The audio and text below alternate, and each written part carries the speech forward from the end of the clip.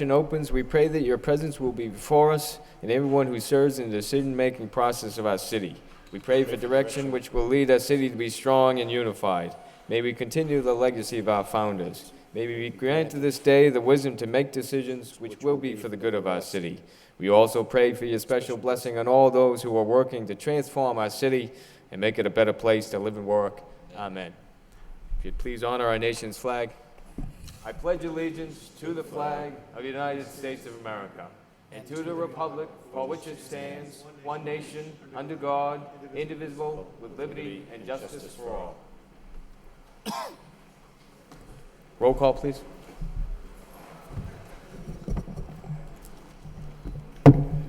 Councilor Martin. Here. Councilor Madonza. Here. Councilor Mercier. Here. Mayor Murphy. Here. Councilor Nguyen. Here. Councilor Elliott. Here. Councilor Kennedy. Here. Councilor Leahy. Here. Councilor Laurie. Here. 9 present. Thank you. At this time, I recognize Councilor Mercier. Thank you, Mr. Mayor. I'd like to offer a moment of silence and docking chamber for Jacqueline Destromp, beloved wife of 58 years to husband Robert. Jacqueline was educated in the Lowell Public Schools and worked in retail for Bon Marsh, Cherry and Webb's, and Jordan Marsh. She was a member of the former Notre Dame de Lourdes Parish in Lowell.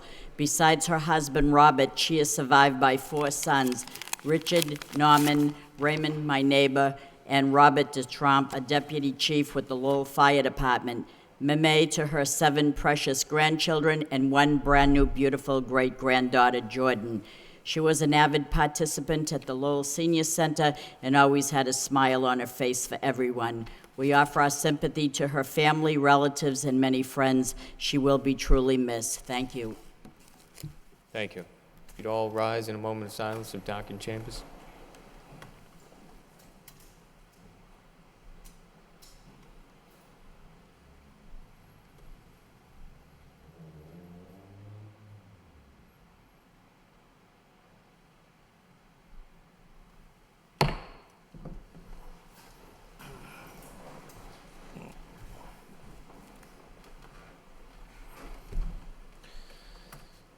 We have under Mayor's business a citation for the Merrimack Valley Food Bank, for the National Association of Letter Carriers, the United States Postal Service, in recognition of the food drive recently conducted. Very briefly, I'll present the citation on behalf of the City Council. Be it hereby known to all that the City of Lowell and the Commonwealth of Massachusetts hereby honors the National Association of Letter Carriers for their commitment to the Stamp Out Hunger food drive for the past 21 years. Last year, 175,000 letter carriers, while simultaneously delivering mail, collected more than 7 million pounds of food from 10,000 communities nationwide. Their humanitarian efforts, in concert with the generous residents along their daily routes, help hunger relief organizations across the country, such as the Merrimack Valley Food Bank, and feed 50 million Americans, including 17 million children who do not have enough to eat. The entire City of Lowell thanks the National Association of Letter Carriers for their service and wishes them the best of luck with this weekend's food drive, given this 7th day of May, 2013.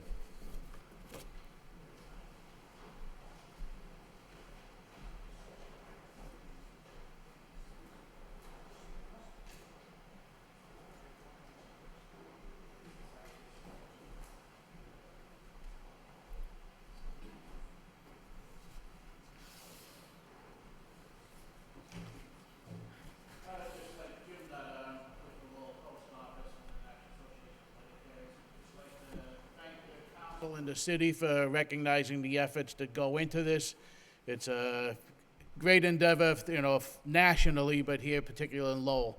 I'd certainly love to thank the food banks. I think there's 5 of them that come. They do most of the work as far as back at the post office, although it's certainly a long day for us. But it was chosen as the Saturday before Mother's Day for hunger, with kids and stuff like that. So that's how the thing got rolling. Here in Lowell, it's been a great success over the years. We're looking at a good Saturday with weather coming up, and I don't want to take too much of your time. I just want to thank you for the recognition and the citation, and thank you, Rita. It's right out. We get those stuff out in the mail today, and, hopefully that the generosity of people of Lowell, as always, it's a success again. Thank you. Thank you. We also I'd also- have Amy Pessia from the Merrimack Valley Food Bank. Thank you. I'd also like to thank Jim and all of the letter carriers nationwide. And in Lowell, the food that is collected will go to the Lowell food pantries, who provide food to working families, to children, to seniors, people who live in our neighborhood. So it's a hard enough job to deliver the mail, and to pick up that food is something that we truly appreciate. And especially entering the summer months when donations are at an all-time low, this food usually helps us get through the summer when the children aren't in school getting the free and/or reduced meals. So I'll echo Mr. Nutter's comments and thank you all for your support. And please keep an eye out for those postcards and put out non-perishable food for your letter carrier this Saturday. Thank you.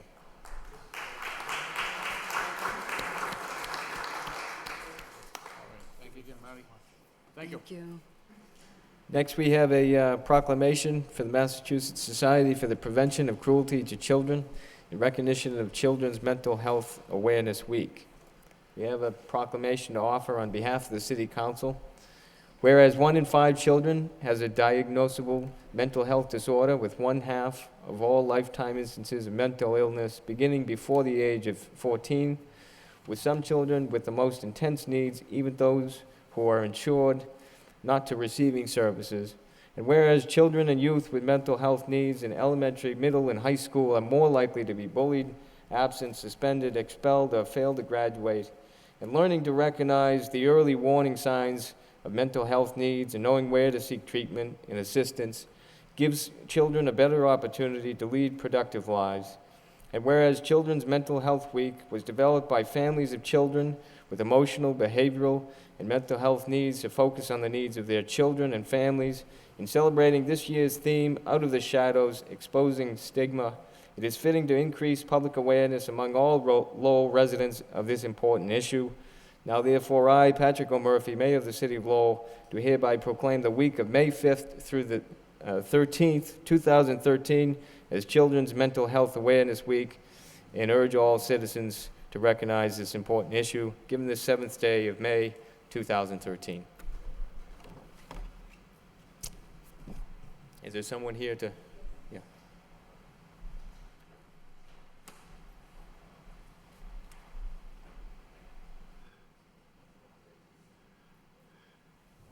Hi, thank you. I'm Nancy Collier with, as you said, MSPCC, the PAL program, Parent Professional Advocacy League program. Based on the 2010 census data for Lowell and prevalence data, as many as 5,000 children in the city of Lowell could have a diagnosable mental health disorder. And from what we know, early detection and treatment is key for a positive outcome. So thank you very much for this. We want to, reduce the stigma and help people to feel comfortable. Oh, and I'd just like to read a sentence. The President proclaimed May as Mental Health Month, and he said, shame and stigma too often leave people feeling like there is no place to turn. We need to make sure that they know that asking for help is not a sign of weakness, it is a sign of strength. Thank you. Thank you.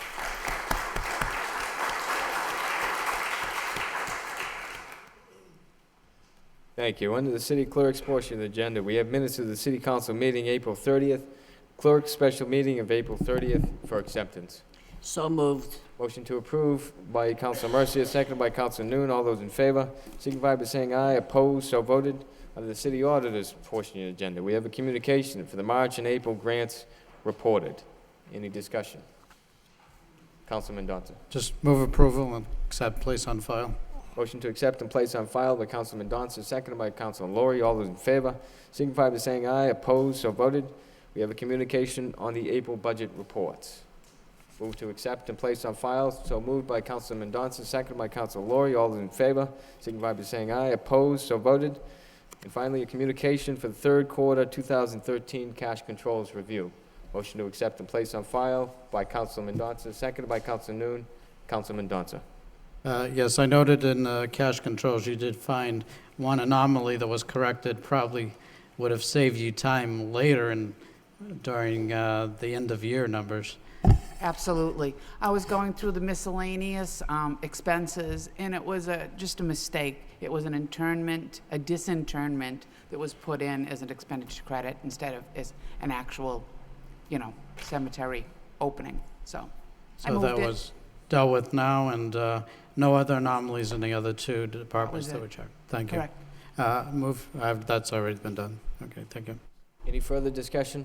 All those in favor, signify by saying aye. Opposed, so voted. Next, we have under Your Honor. unfinished... Counsel Leahy. Thank you. Could I vote for a suspension of the rules just to do the board so people don't have to wait around? Sure. Motion to suspend the rules by Counsel Leahy, seconded by Counsel Laurie. All those in favor, signify by saying aye. Opposed, so voted. First appointment, communication to appoint Camonte Parish to the Conservation Commission. Mr. Manager? Thank you, Mr. Mayor. We've had a vacancy in the Conservation Commission, and Mr. Parrish came forward, has quite a bit of interest in environmentalism and green community. He also has extensive management experience and wishes to bring that management and team-building experience forward to merge with his interest in environmental issues, and he's willing to serve, and I think he'd be an outstanding member of the Conservation Commission. He's here in the back of the room. Thank you. Entertain, well, actually, this is... To approve? Motion to accept and place on file. So moved by Counsel Mendonça, seconded by Counsel Laurie. All those in favor, signify by saying aye. Opposed, so voted. Mr. Parrish. Just want to say hi to everyone. Ken is fine, not Ken Monty. So, I'm glad to be a part of the team and hopefully can serve the city best my abilities, and just glad to be here. Thank you. Thank you for being willing to serve. Thank you. Next, we have a communication.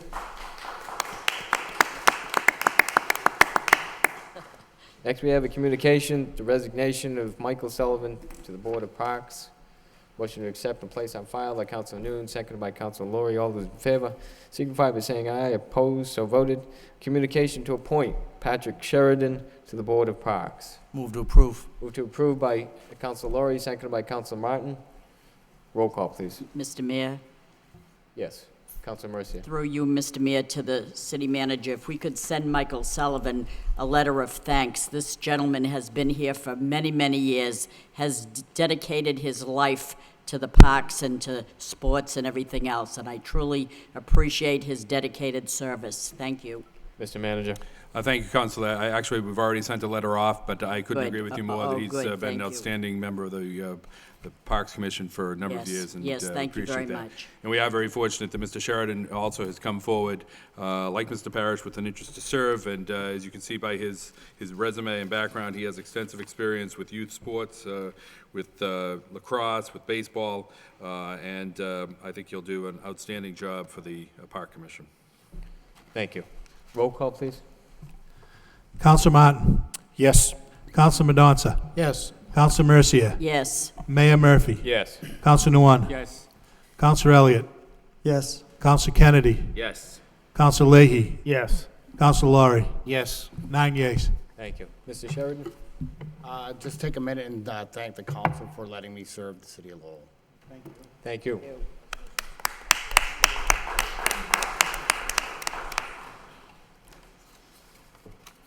Returning to the regular agenda, we have under unfinished business, a vote to authorize the manager to execute the management agreement for Global Spectrum LP for the management of Lowell Memorial Auditorium. Motion to waive the full reading by Counsel Mendonça, seconded by Counsel Laurie.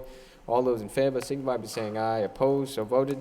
In City Council vote, authorizing the city manager to enter into a management agreement between the City of Lowell and Global Spectrum LP to secure the services of a professional management firm to manage and operate the Lowell Memorial Auditorium for a period of commencing July 1st, 2013 through June 30th, 2018, with an option to extend for an additional 3-year period up to and including June 30th, 2021 at the sole discretion of the city. What's the wish of the committee? Counselor Martin? Thank you, Mr. Mayor. I think every member of the council was present at the subcommittee meeting just prior to this meeting to discuss this matter. There's been a lot of discussion about it. I expect there'll be some more tonight. But from my point of view, you know, we've had a model at the Lowell Memorial Auditorium that has served us well. You know, in the early 90s, I think you could look back and there was not the best days for the auditorium. The management company we've had has brought renewed life to that building, and that has in turn, I think, had the benefits of bringing us sort of spin-off benefits in the downtown where, you know, helps events at the hotel, helps events at local restaurants, and just creates the kind of nightlife and even on, you know, weekend afternoons, just sort of the activity that makes cities vibrant. So, however, you know, Mill City management decided to not, you know, they not renew their contract. They've done great work here, and those men who run that are retiring, and certainly wish them well. I think this contract presents an opportunity for the city. Like so many of these things, they're experimental and a little unusual for the traditional role of city government, not unlike the Tsongas Arena, not unlike what we have at LeLacheur Park, all of which at some point in their existence have required some level of city subsidy to succeed. And many of us that have been here a long time have voted for those subsidies, but I think, you know, the LeLacheur Park model, you know, where it was subsidized early on and now shows, you know, after a sustained period of success that it's able to pay a market rent and contribute back to the bottom line fiscal well-being of the city is certainly worthwhile. And I think this contract has the opportunity to do that. We've provided, you know, in recent years, $320,000 of subsidy to this building. It's been as high as $600,000 plus. And now I think this is an opportunity for us to reduce that subsidy and maybe even break even or run the venue as a profit. You know, I think I'd be a little more skeptical if this were a brand new operation. But what we have here is a mature facility that people like to go to. It has a proven track record of attracting quality entertainment and quality and patrons that are willing to patronize that quality entertainment. If we had the same company, I guess we wouldn't necessarily be looking to do a different type of deal, and I can appreciate some of the councilors are going to have issues about this is sort of risk shifting to the city, and I suppose that is, but I think the council should congratulate itself and approve this. I don't see why we're reluctant when we have pretty good information from the administration, from the operator who's the only responder to the RFP, that they can reduce that subsidy. It may not be all of it in the first year, and maybe not all of it ever, but I think the information, and we've all discussed this with different members of the Board of Trustees, with members of the administration, so I think this is a real opportunity for cost savings to the city. While at the same time preserving what has become kind of a crucial cultural asset in the downtown. So I want to thank the members of the Board of Trustees for their work on this. We had members of the council who were skeptical in the beginning and were not going to vote for this until we had a vote of the Board of Trustees, which we have now, a unanimous vote approving this contract. And I think we should strive for that same unanimity here, if I said that word right. Because I think this is a win for the city. People are going to have questions, and change is a little difficult at times, but you know, with that change is opportunity. I think there's real opportunity here, and so I appreciate all the effort that's gone into this, and I am optimistic that we are going to have a good result if we approve this contract. So I'd move approval. Move for approval by Councilor Martin, second by Councilor Leahy. Okay. Councilor Laurie? Thank you, Mr. Mayor. Is there a second, Mayor? Excuse me? Is there a second to move on this? Motion by Counselor Martin, Second. seconded by Counselor Leahy. You don't want a second. Is there a second? Counselor Laurie. Seconded by Counselor Laurie. Counselor Leahy. Counselor Laurie, and then Counselor Leahy. Thank you, Mr. Mayor. I've had a lot of concerns on this. Now, we've had 2 weeks to review this document, and I'm not an attorney, but there's only, I think, 36 or 37 pages, and, no, I'm sorry, it's about 43 pages. But I've read it a couple of times, and not being an attorney who deals in contractual law, and as a counselor in the city of Lowell, probably the best thing for me to do is call the law department. Anything I do with the city, I like to use the law department. And I did ask these questions previously, but I'll ask them one more time here with the solicitor, if I may, how she feels about the contract. Is the city protected here as far as liability? I know there's risk, but liability.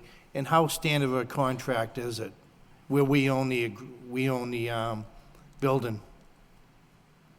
Sure. We went over this a bit, as you indicated on previously on a phone call, but also on the council floor at the subcommittee. Putting aside the risk issue, which again we also addressed, I still think the contract is a very good one. It's on. Okay. But beyond that, with respect to the standard provisions that a municipality would want to protect itself, they are here. And we have indemnification provisions, we have adequate insurance provisions, and the elements of a contract that we would typically have are all reflected in this contract as well. I know your position isn't one in the city to really deal with the risk. That's in another area, but as far as the contract goes, you're fine with it, as protected as the landlord. Right, and as far as the risk, I mean, there are calculated risks with everything that we do, and again, as far as the element of risk, what's important to also keep in mind is that we paid for that protection, and so as Councilor Martin was saying, under this contract and under this negotiated contract, the city has an opportunity to not have a subsidy anymore, and I think it's a very real opportunity to do that. What we had been doing, which worked well for us in the past under those circumstances, the circumstances might have improved and changed, but we paid, and we paid a significant price for what we consider to have been protection and an absence of risk. But that, quote, absence of risk came at a very significant dollar figure as well. And with this contract, we have an opportunity to not have that dollar figure paid by the city and the taxpayers anymore. Thank you. Well, one of the other issues I had when I first read this 2 weeks ago, now we've had 2 weeks to make our calls and do due diligence, was the enterprise fund. I always wanted an enterprise fund here. Since I've been on the council, I talked to the manager about it. We do have a board of directors. We do have the council. I would like to see it, any money that's made, and we're not going to make money this year. It's so late. We're not going to be booking acts. We're not going to do well. But in the last 4 years, any money made we'll keep within the building itself. So any investments we have to do in the building will go right. Okay, thank you. The caterers, after I read the contract, they're going to be allowed in, but there'll be a fee. My concern was, and we talked about this, was if that fee's too high, they would not be able to compete with the ICC or maybe other areas. And I said, within 6 months to a year, can we review that fee structure? And if it's really hurting booking the auditorium, can we review it and even eliminate it to get acts in or get dates booked? And that's feasible. It is feasible, and again, I want to stress, it's profit sharing. They would still be making profits, just as there are caterers out there that own their own facilities. Right. They don't let, a restaurant up in Drake that also does catering, doesn't let anyone else come into their restaurant. Right. you know, we would let other people into this facility, but they would have to share those profits with us if they make that, so there's a level playing field. That's the only, but certainly we would be able to revisit that as time went on. Again, and that was my concern, that they would be paying us to use it. But if that fee was too extensive, they're going across the street to the ICC. Correct. And we're not booking events, we would look at that fee and lower it or. Absolutely. To me, you know, as I said earlier, we spend millions of dollars to put things in arenas and to help the economy in certain parts of the city. So if a fee was killing us, I'd like to see it reversed. The other issue I brought up was conflict of interest. Globe has the arena, and Globe will have the auditorium. You can't serve two masters now. I use the debates, actually. The arena does a lot of debates now. I'd like to see the auditorium get into that venue. My concern was, how do I know that they can honestly work for the auditorium and for the arena without conflict and be fair to both parties? Right, and there's safety measures built into this contract, particularly with regards to the incentive portion, that they only benefit if they book the auditorium a certain number of times a year, and so it's in their financial interest to actually do that. You know, I heard in the subcommittee meeting that there's no incentive for them to cut costs or to bring in revenue. Nothing could be further from the truth. Actually, it's in their interest to cut down those costs, generate revenue, and generate profit, because they make money as a result of that. So certainly they're going to be doing that. The arena is good for certain types of acts and certain types of events. The auditorium is good for other types. The important thing is that the events come to the city of Lowell. As long as we get a fair shake. And we would be reviewing that and monitoring that on a regular basis. One area I thought was good, I remember years ago, I took a little part-time job over there doing the security, and a lot of concerts, the tickets are sold on the provision of so many tickets sold, the concert taking place. And if the concert was canceled, a lot of times it would go to Boston, to the Boston Harbor, little venue down there. It holds about 3,000. The auditorium holds about 3,000. So I think it would be in Globe's best interest to try to kick it to the auditorium, and we might be able to save some acts here in the city or some venues. So thinking of it that way, I thought that was a positive. And that did happen quite a bit. A lot of those shows at the time were on how many tickets were sold. The funds. We were talking earlier about we can save money. Globe said they could save money by sharing expenses. I had a major concern that they could take arena expenses and shift it to the auditorium. Now, we're going to have a private CPA coming in, audit team coming in. What are is that enough for a safeguard, do you feel, or? I think it's enough of a safeguard, and obviously this too would be, again, as I stressed in the subcommittee meeting, unlike the current operation that we have there with the Board of Trustees, and it's been working, and so there hasn't really been a need to modify this, but the trustees meet about quarterly or on an as-needed basis. The reporting requirements that are included within this contract, the monitoring requirements, the oversight it's going to be much more extensive. The trustees will be meeting with Global on at least a monthly basis to go over that and making sure that all costs are directly attributable to the appropriate facility and that it's operating as intended. The concessions, that's still up in the air. Correct. Would the city, Globe will put that out for contract, We would do it jointly. the managers, so we'll be sharing in the concessions. No, they won't be sharing in the concessions, but we'll be putting it with the request for proposals or the bidding process. So we'll be getting- will be done jointly. We'll be getting the concessions. Yes, we'll be getting a share of the A share of concessions. it, okay. Correct. And the Board of Trustees, now their role will increase or decrease with this contract. Increase. How? Again, they'll be meeting more regularly, they'll be making more decisions regarding the operations, they'll be reviewing and monitoring reports from Global on a more frequent basis.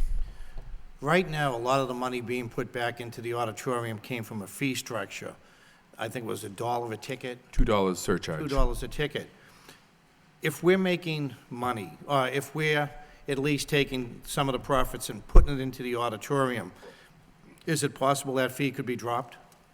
I don't know if it could be dropped. Our problem this year, as I indicated in the subcommittee, is that, the city issued a $2.5 million bond based upon certain assumptions that were provided to us regarding that surcharge fund that has not occurred. The money has, there's only about $123,000 left in that fund now, and the bond payment due in September is $250,000. So, we still have a number of years to pay that, and the facility also has about $4 to $5 million worth of work that needs to be done.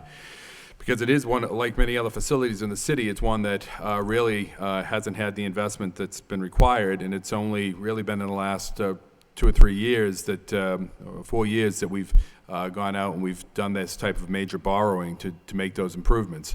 So I don't see that going away. Another thing that will be different, though, currently that fund, although it's a city surcharge, it's not an operator surcharge, it's a city surcharge. The fund to date has been maintained by the operator, separate from the city. That fund will be under the jurisdiction of the city as of July 1st. Okay. I didn't see the last contract. My understanding, the contract with Mill City, basically, they ran the building. They had a contract to manage the building. Correct. They also had their own booking department, Their own booking their own business. concession. They had little Businesses. So their main purpose, as far as we were concerned, was to manage the building. Correct. And then it was in their interest to book acts. Now, with that in mind, Global now, we've talked about caterers coming in, and that was a big issue for me, that A, local caterers can use it, and two, if those fees aren't compatible to keep us from keeping the auditorium filled, we can manage the fees up or down. So that's fine, I'm happy with the caterers. Now, there were some local people in the area that used to do doo-wop and a few other. They would sell their own tickets, they would would people still be allowed to do that? If you had a local booking agent, he could still book the auditorium. Absolutely. So if he had concerts in the area, he could book the he wouldn't be shut out solely by Globe. No. Or Globe's. No, absolutely not. Okay, because I know there's an arm of Globe that does booking. They're very much similar. My concern was any local booking agent who wanted to come into the city. Yeah, as I think Mr. Bakey described, there are 3 different models of how that would work, but Right. separate booking promoters would be able to come in and book the auditorium. 2 weeks ago, when I got this contract, I had a lot of concerns, and very briefly, I went over them now. I've had 2 weeks to look at this contract, 2 weeks to make calls to the law department, to your office, and to other individuals I thought were pertinent to questions I had. Knowing local caterers will be able to come in, knowing local booking agents will still be able to use it, I'm still a little airy on their conflict or interest, but sometimes money breeds that type of interest, that it's in your best interest to make money. So I'm going to support the contract. I think most of my questions were answered over the past 2 weeks, and I think locally the individuals, the only last concern I did have, and there's really not much I could do, was the employees of Mill City. I guess the arena said they may be picking them up or doing both. But the last time this happened was during the parking garage, and I asked if we could do anything for the employees, and that Sunday, boy, I got croaked in the paper pretty good. But it is a concern I have because many of the employees over there are local. They live in the city. That's their part-time job or full-time job. And I just like, if Globe were taken into consideration, their experience in the building it could be useful. Mr. Manager. Along those lines, Councilor, it is their intention to retain at least some of those employees, and frankly, that's another issue that we've talked about. You know, and I know there's a concern that the administration is trying to rush this through, and nothing can be further from the truth. I think we've spent a lot of time going through this with the Board of Trustees. The council has had this for a couple of weeks and to review it. You know, obviously we've taken longer because we've not only reviewed it, but we've negotiated it with the trustees, and that in and of itself has added additional amount of time. But one of the concerns that we have is that we have employees, good employees down at the auditorium that want to know where their future lies. Some of them are going to be kept on, some of them may not be, and they'd like to know what's going to happen, and it's only right that we try to let them know as soon as possible. So I have a couple other comments on the risk issue, but I'm sure that's going to come up again. Go ahead. But well, I think the only other point I want to make on the risk issue is because I know that that's been talked about. But again, I think a couple different ways of looking at this. One is that at one point in time, it needed $600,000 to operate. That's a subsidy that large. That was reduced to $400,000 over time. We've reduced it to $320,000 now, and I certainly think that Mill City Management has been a successful business that has done well by the city, but it's also done well for itself, and that's the American way. That's great. But we're now at a point that we think it can be operated with zero subsidy, and that it can, in fact, come in at a lower cost or no cost to the city. And I would point to the fact that a couple of historic examples. One would certainly be the parking operation here in the city. At one point in time, the parking operation lost money. We're now at a point the parking operation generates enough money to keep itself going, and in fact is running a surplus. Not a surplus that will come to the general fund, but a surplus that is able to allow us to maintain those garages and parking operation for the benefit of the city. Now, certainly there was a leap of faith that was taken by councilors at various points in time to operate our parking the way we do. Other cities have not done that. We did, and we've benefited as a result of it with the developments that we've seen in the downtown area. And I was going to go give some more historic examples outside of the city of Lowell, but I'll save that. But suffice to say that I do think that this operation, as Councilor Martin spoke, it has been successful over the last number of years, and it's now at a point where it should be able to fly on its own and do quite well as a result of the work that's been done there by Mill City Management, by the city, by the boards of trustees that have served. And I think the risk here is, and Mr. Bakey's done an analysis of this really with the risk. The risk is really minimal to the city. I know that there's been talk. Councilor Mercier indicated the total cost of $1.2 million, but when you really break it down, the risk cost to the city is very, very small compared to where we are right now, where we take all of there's risk aversion now or risk avoidance by putting forward $320,000. But in fact, if you look at the numbers, our risk is very, very small here. Perhaps if Mr. Bakey could describe that. Can quickly go through a little bit of that. Working from the numbers that have been provided to us by the current management company to understand how the facility operates today, both in terms of its revenues as well as its expenses. There are about $900,000 worth of annual operating expenses to the building that are not direct show expenses. And the reason I separate out the direct show expenses is because the way this business operates, ours being no exception, the direct show expenses that are costs to the operating budget are offset by revenues, direct revenues from the same shows that cover the same costs. So those are essentially offsetting expenses and revenues. So we're really talking about a $900,000 operation. And in the current operation, 2/3 of that, in fact more than 2/3 of that, is personnel costs. And Global has already indicated to us that they believe that, in part because of the economy of scale associated with sharing some expenses, particularly at the management level, with their facility at the Tsongas Center, they believe they can eliminate a significant portion of that, perhaps $150,000 from that. So that would reduce the total operating cost, if nothing else changed, reduce this total operating cost to about $750,000. The agreement with Global allows them to manage the budget.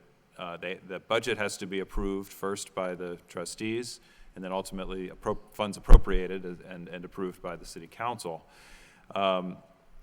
It allows for variance from that budget by up to 15%, although it will be monitored monthly, and if it starts to look like it's varied, the trustees can manage and direct Global to make adjustments as necessary.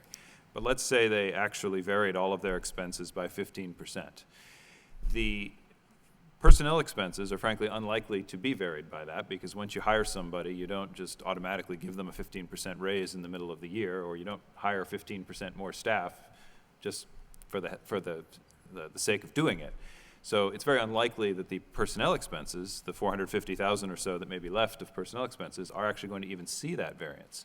So that variance on the rest of the budget would amount to about $50,000. So that's essentially the expense risk that the city has under this model. And on the revenue side, again, there are offsetting revenues that cover the direct show expenses. So we're talking about needing revenue to cover $750,000 approximately worth of annual expenses. And based on the past 3 years, which actually have been some of the poorer years in recent record at the facility, and largely because of the economy, not because of anything about the operator. In fact, they've done a pretty amazing job in spite of the economy. Other venues have not done as well. But if we look at those as some of the poorer examples, we've received about $400,000 worth of revenues associated with show rentals and so forth that were not just offsetting show expenses. So that would leave about $350,000 worth of expenses that are not offset by show revenues. We also have things like the lease from the MRT, which is now locked in for the next 10 years, and that generates another chunk of money every year. If we assume that there will be some revenue coming from concessions, which again, there's historically been somewhere around $90,000 a year, maybe it'll be about the same, maybe let's say it's less. Even if it's zero, we're seeing our expense or our revenue risk in this model being somewhere in the range of $300,000, which happens to be the amount we're subsidizing the building this year. So essentially, we have the same risk today that we have essentially in the worst case scenario going forward, and we just pay it up front. Whereas under this model, there's also the opportunity that we would not achieve that level of cost to the city, and in fact, there's the opportunity, and Global has indicated the likelihood, in fact, they've staked their reputation as well as their revenue on it in the incentive fee structure in the contract, that in fact there's likelihood to be a surplus, not a deficit, equal to what we've been subsidizing in the past. So as a result, we're fairly confident that our downside, our worst case scenario, is about the circumstance we're experiencing right now, and the opportunity for considerably better scenarios is very much there, and obviously that's to the benefit of the taxpayers who under the current model pay for that risk. Our risk is going to be approximately the same. The reward could be higher. Now, I thought you just said Globe is risking not only its reputation, but its income? How are they risking any money? Yeah, the Global gets paid under this agreement two ways. And the first way, and this actually is not that different than Mill City in terms of where the money comes from, but it is different in terms of the requirements that are attached to that money. In both cases, both the existing Mill City model as well as the Global model, there's an $84,000 or $7,000 a month management fee that goes to the company. That's the same in both. That is not paid by the city, that is paid by the operating budget. So that actually is part of those non-personnel expenses that we were just talking about in the operating budget of the LMA. Then, in addition, the contract provides for an incentive fee, which would allow Global, if they are successful, to share in the success of the building. In order for them to access that, the way that works, if all of the expenses of the building that the building incurs in any given year are covered by revenues, and there is additional revenue coming in, the first $84,000 of additional revenue comes to the city. And that essentially doubles our payment to them, because the actual $84,000 payment was already covered as an expense. So if there's surplus in addition to that, the next $84,000 comes to the city. After that, there's a sharing that goes on, and it's a sharing that if Global has an incentive, if they book a lot of events in the building equal to or greater than what we've been experiencing in recent years, then they will receive 50% of any surplus after that $84,000. So they have a definite incentive both to make a surplus, and they have an incentive to book a lot of events in the building. If they do not book as many events in the building and they still have a surplus, then they receive a smaller share of that surplus, and it ramps down by the number of events. So obviously our two interests here for the city, one is obviously to have this not be an expense to the taxpayer, and ideally be a facility that generates revenues that can then go back into basically reinvesting in the building.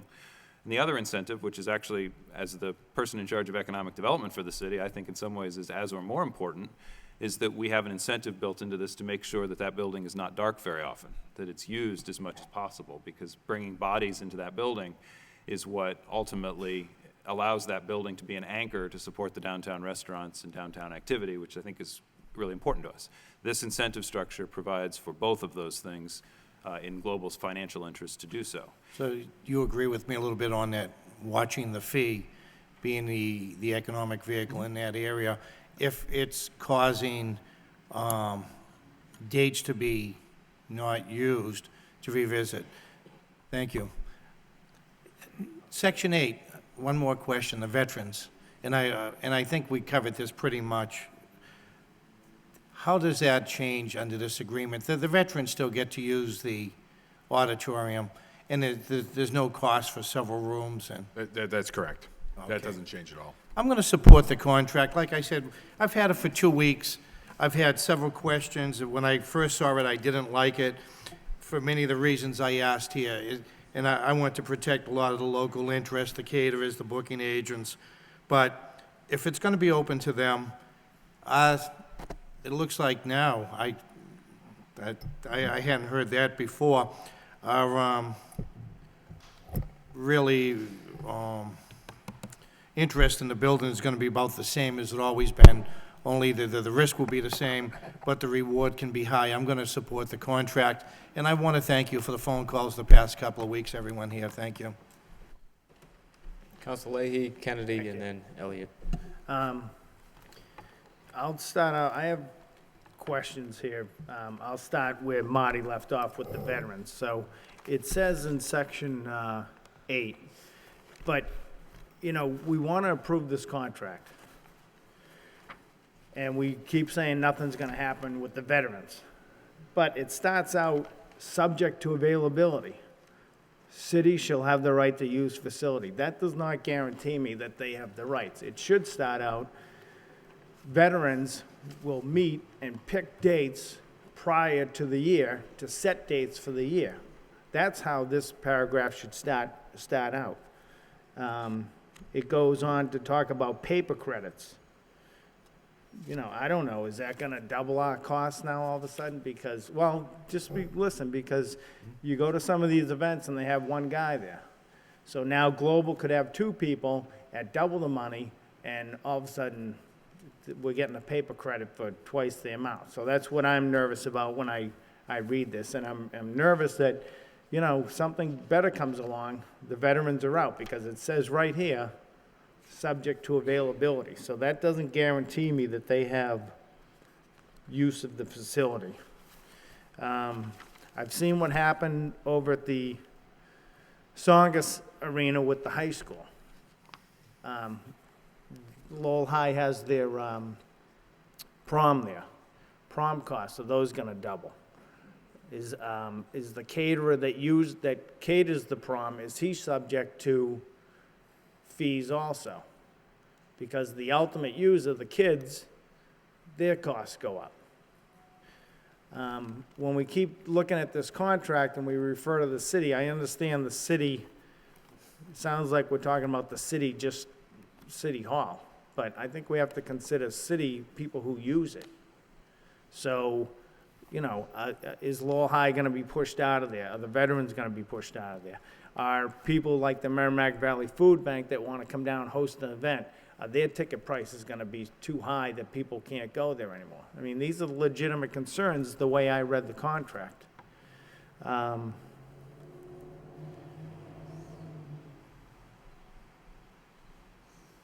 I'm just not so sure. I mean, I want to vote for this, but I want to see some language tightened up. I want to make sure, you know, maintenance costs. I don't know what the maintenance costs are over there a year. Obviously, the first year will go up, right, because there's not as many shows booked, and then eventually it should start going down. We just talked about, you know, employees and sharing expenses, so obviously people are going to lose their jobs over there. Are the pay rates going to be the same, or are we just going to hire people back at less rate? I mean, these are legitimate questions where we're voting on a contract that we should know the answers to.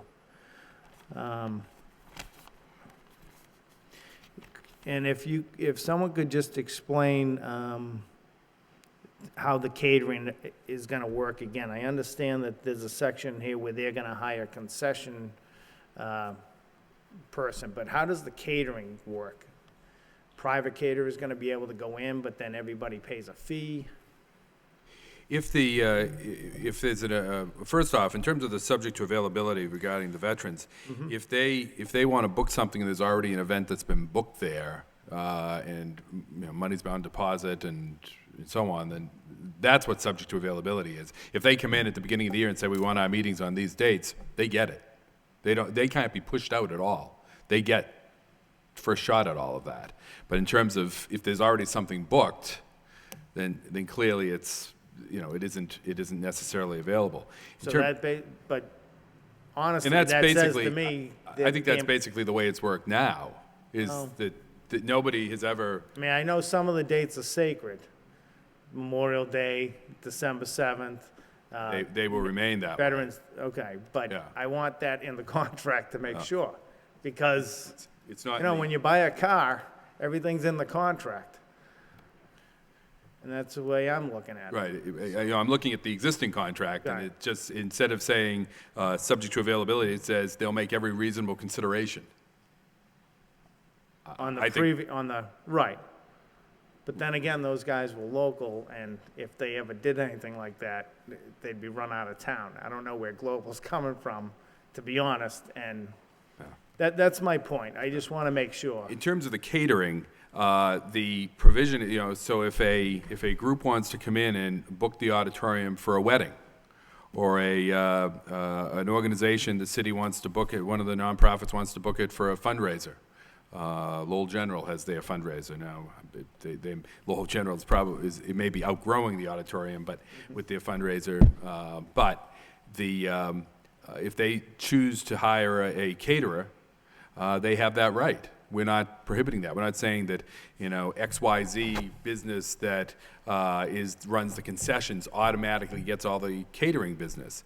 But there will be some level playing field. If we're expecting that someone is going to come in and provide concession services there and give us a share of the revenue, that would also apply to their catering of events there. So if someone goes outside and uses an outside caterer, then, you know, that same rule would apply. We can't have an outside caterer, you know, from, you know, one of our neighboring communities come in and not have to give the city a share of their profits when we're expecting that XYZ Corporation, that may be a local business as well, is expected to do that. But, so if last week Merrimack Valley Food Bank rented I assume they rented it. They had an event there. Correct. So there must be a booking fee. There's a rental fee, and then there's any costs that are associated if they need lights and sounds, if they need police officers, and there's a markup usually on those. For instance, right now, if there's a police officer there, I believe a police officer under the current fee schedule is charged out at $320, I believe. But the city only charges $250. So there's an extra add-on there. So those costs are paid by organizations. But then if they want to, and then I'm sure the food bank brought in, well, in that case, they had the wine tasting. But if there was catering there that went on as well, they had a caterer come in and charge them X amount of dollars to cater it. And whatever the caterer made, in terms of profit, there'd be some percentage that would be given to the city as well. But see, I don't see that as a level playing field. When you say level playing field, if Marty rents the auditorium, sells tickets, now the tickets just went up by whatever that fee is.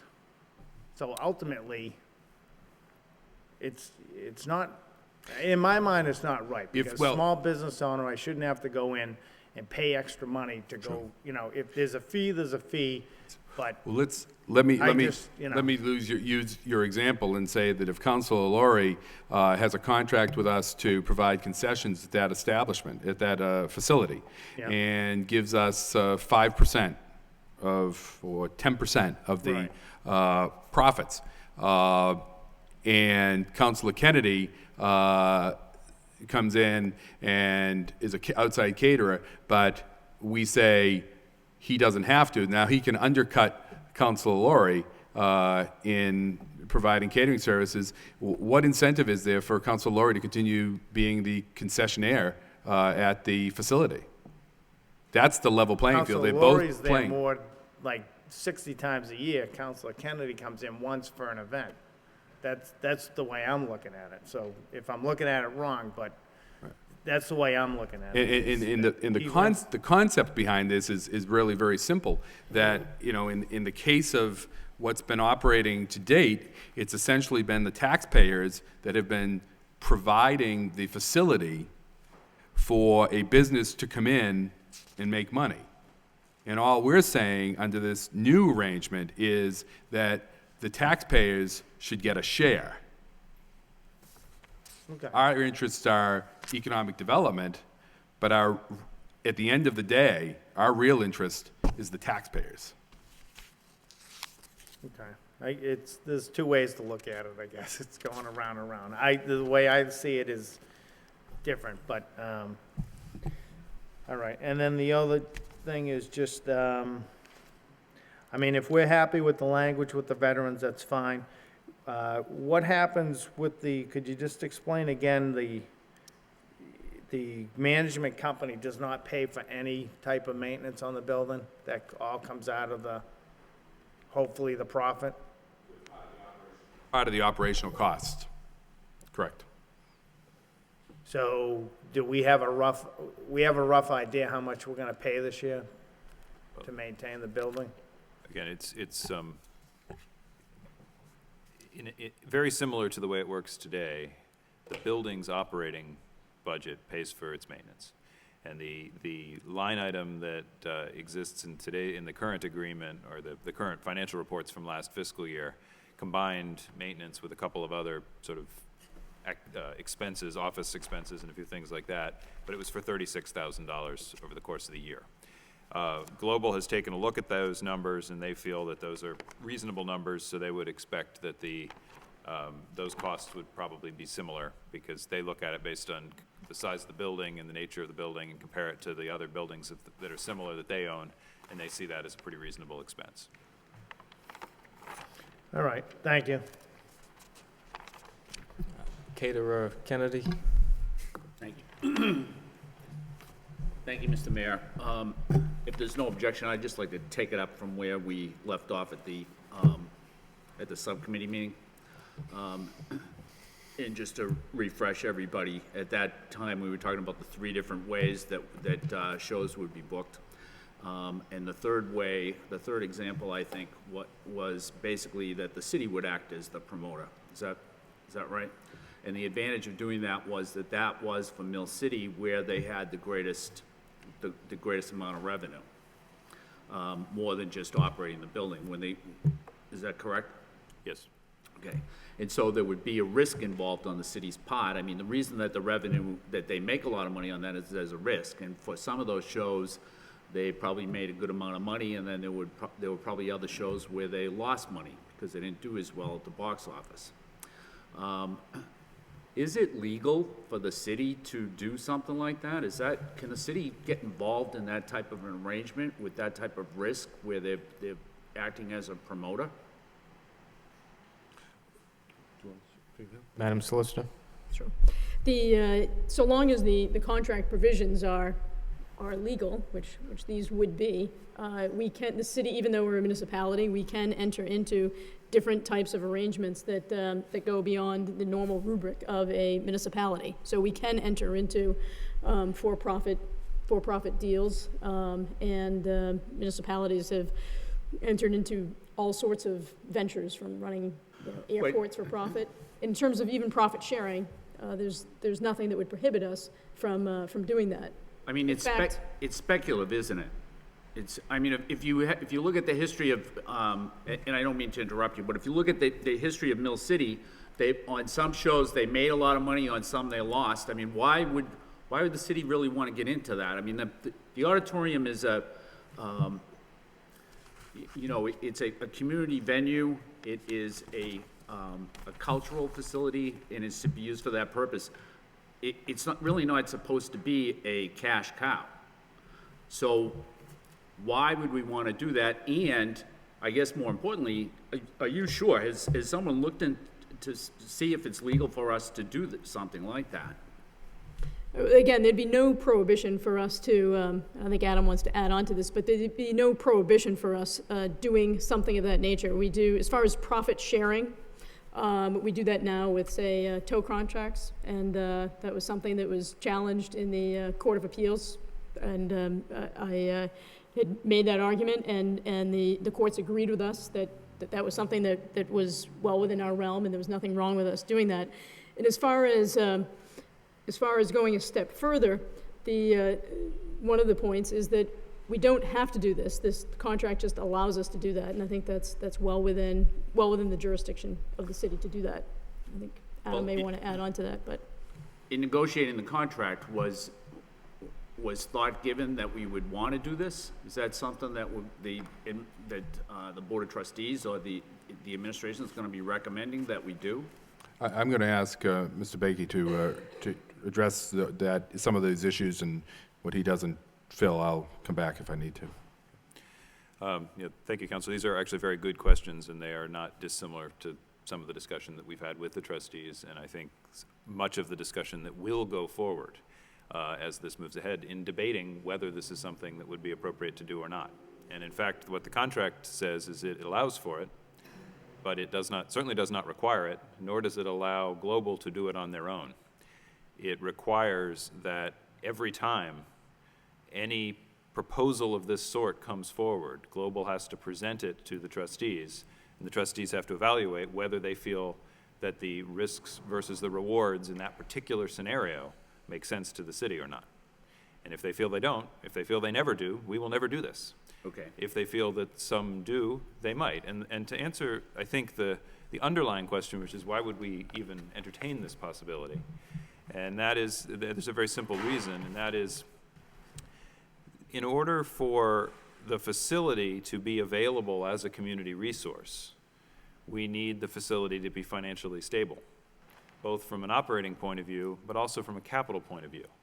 And the reason that we're talking about trying to get to a surplus at the facility is not because we want to turn this into a cash cow, I think was the term that was used, but actually because if there are surpluses, then that is revenue that either can go into capital improvements directly, or it can be used to pay debt service on borrowing for capital improvements. And we know, as with any facility, there are needs, there are capital needs. We know there are already significant capital needs at that building that have been deferred over time that are going to need to be addressed in some manner. One way of getting to being able to pay for that without having the taxpayers be responsible for paying for that, in order to keep this civic resource available to the community and others, is if the operations of the building can generate money that can actually pay for those capital improvements. And that's the reason that we would entertain any scenario where we're trying to have the facility operations be profitable. And again, based on past experience and what it appears to be the case with Mill City, more often than not, I think in part because they made shrewd decisions about which shows to pursue and which ones not to pursue, those shows that they chose to promote were profitable, but for them, not for the building. Right. Not for the city. And I think this model allows for Global, who has a lot of experience and has, I think, a similar level of shrewdness to evaluate whether a particular promotional opportunity might be a good one or not, can bring those forward. And it can be evaluated.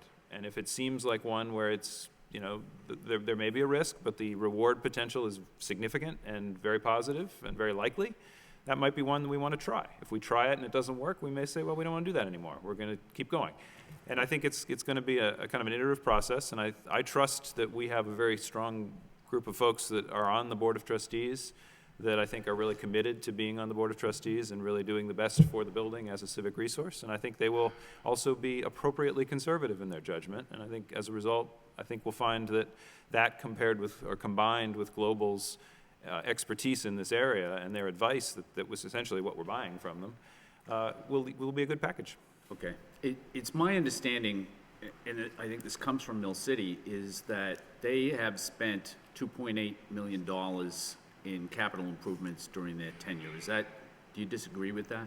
Is that what you guys have? I think there's been, I'm looking at the numbers here of the expenditures that the capital improvements have been done over the last several years. It does come to about just under $2.8 million. That has been a combination of, over that, goes back probably to 95. So it's about 17 years. A good chunk of that time was when we were subsidizing it by about $600,000. They had profit splits of $1.1 million. There were the facility fees that totaled about $1.5 million and about $200,000 that was categorized as other. So the bulk of it has been actually facility fees that were put in place by this city council, very similar to the facility fees that we have at Lowell.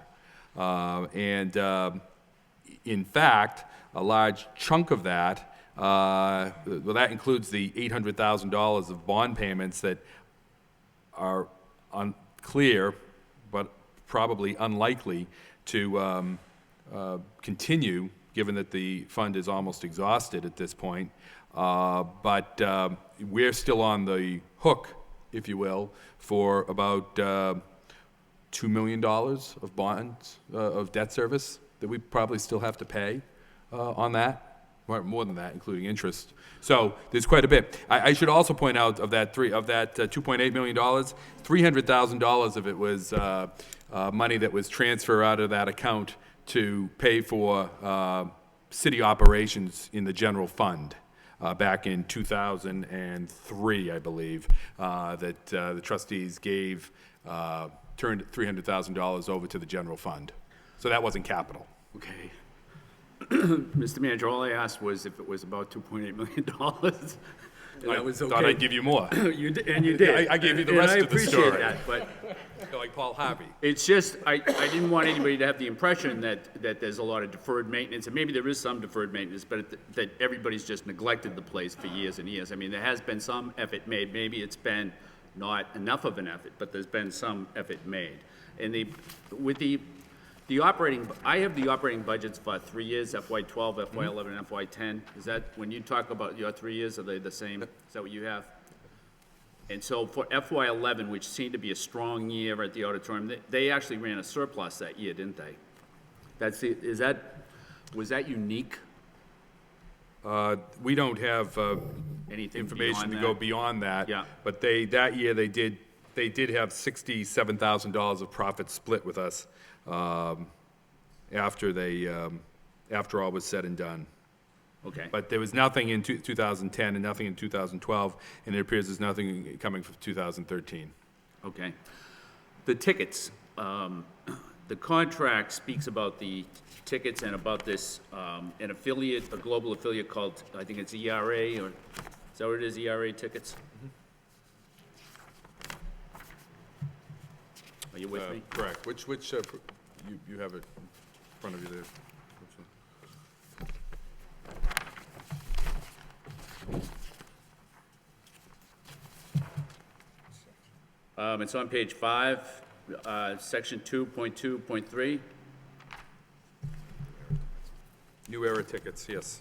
Notwithstanding the foregoing, the manager, which would be Global, is hereby authorized by the city to enter into an agreement with its affiliate company, New Era Tickets, I guess is what it is, for the provision of ticketing services at the facility.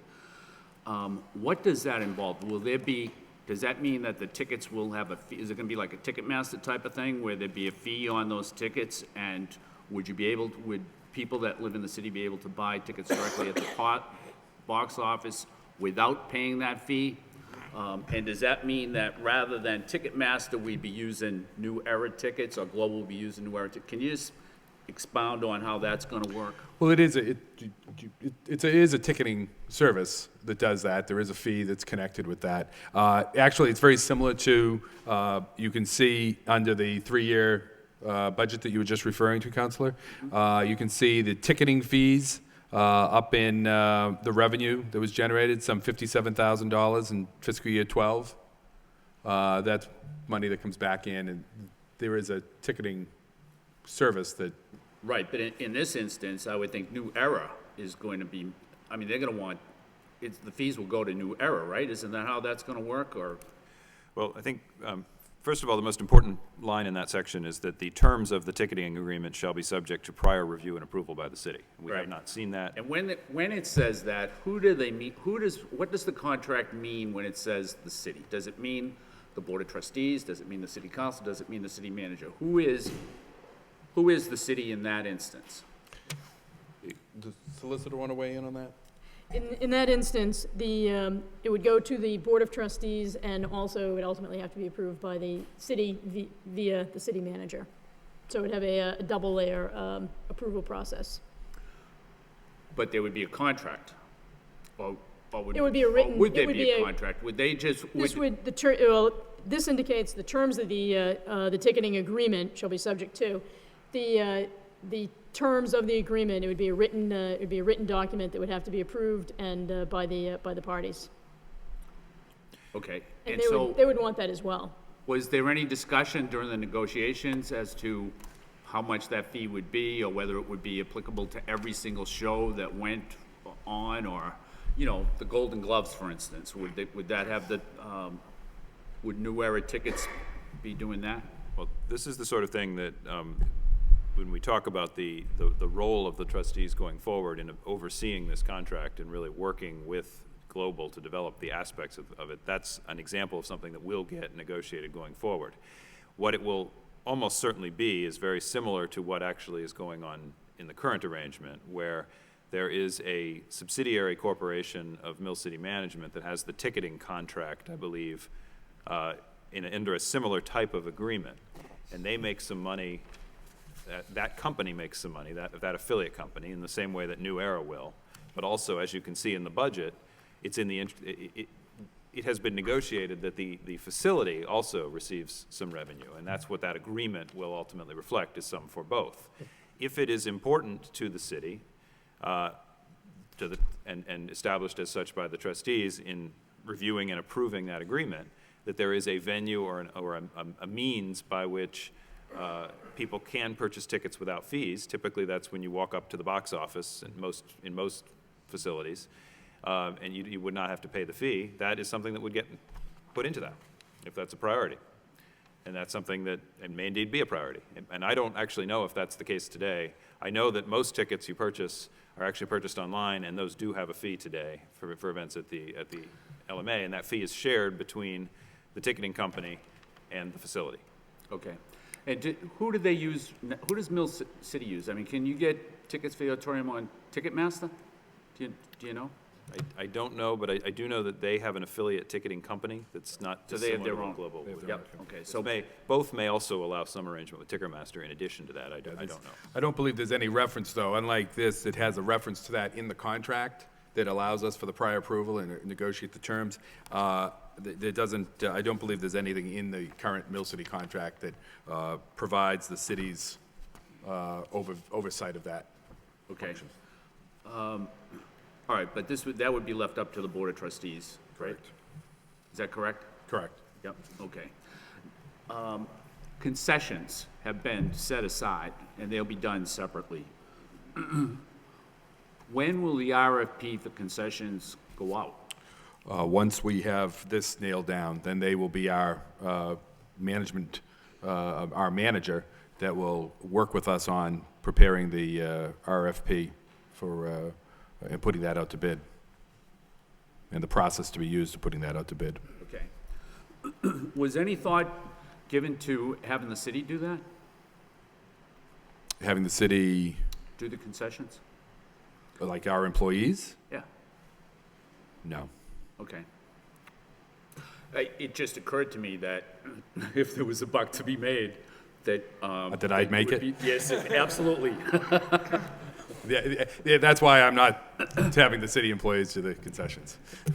Okay, so when Council Laurie talks about the caterer, if someone has a concession contract, and so they're going to do concessions for all of the events, then where does the caterer come in?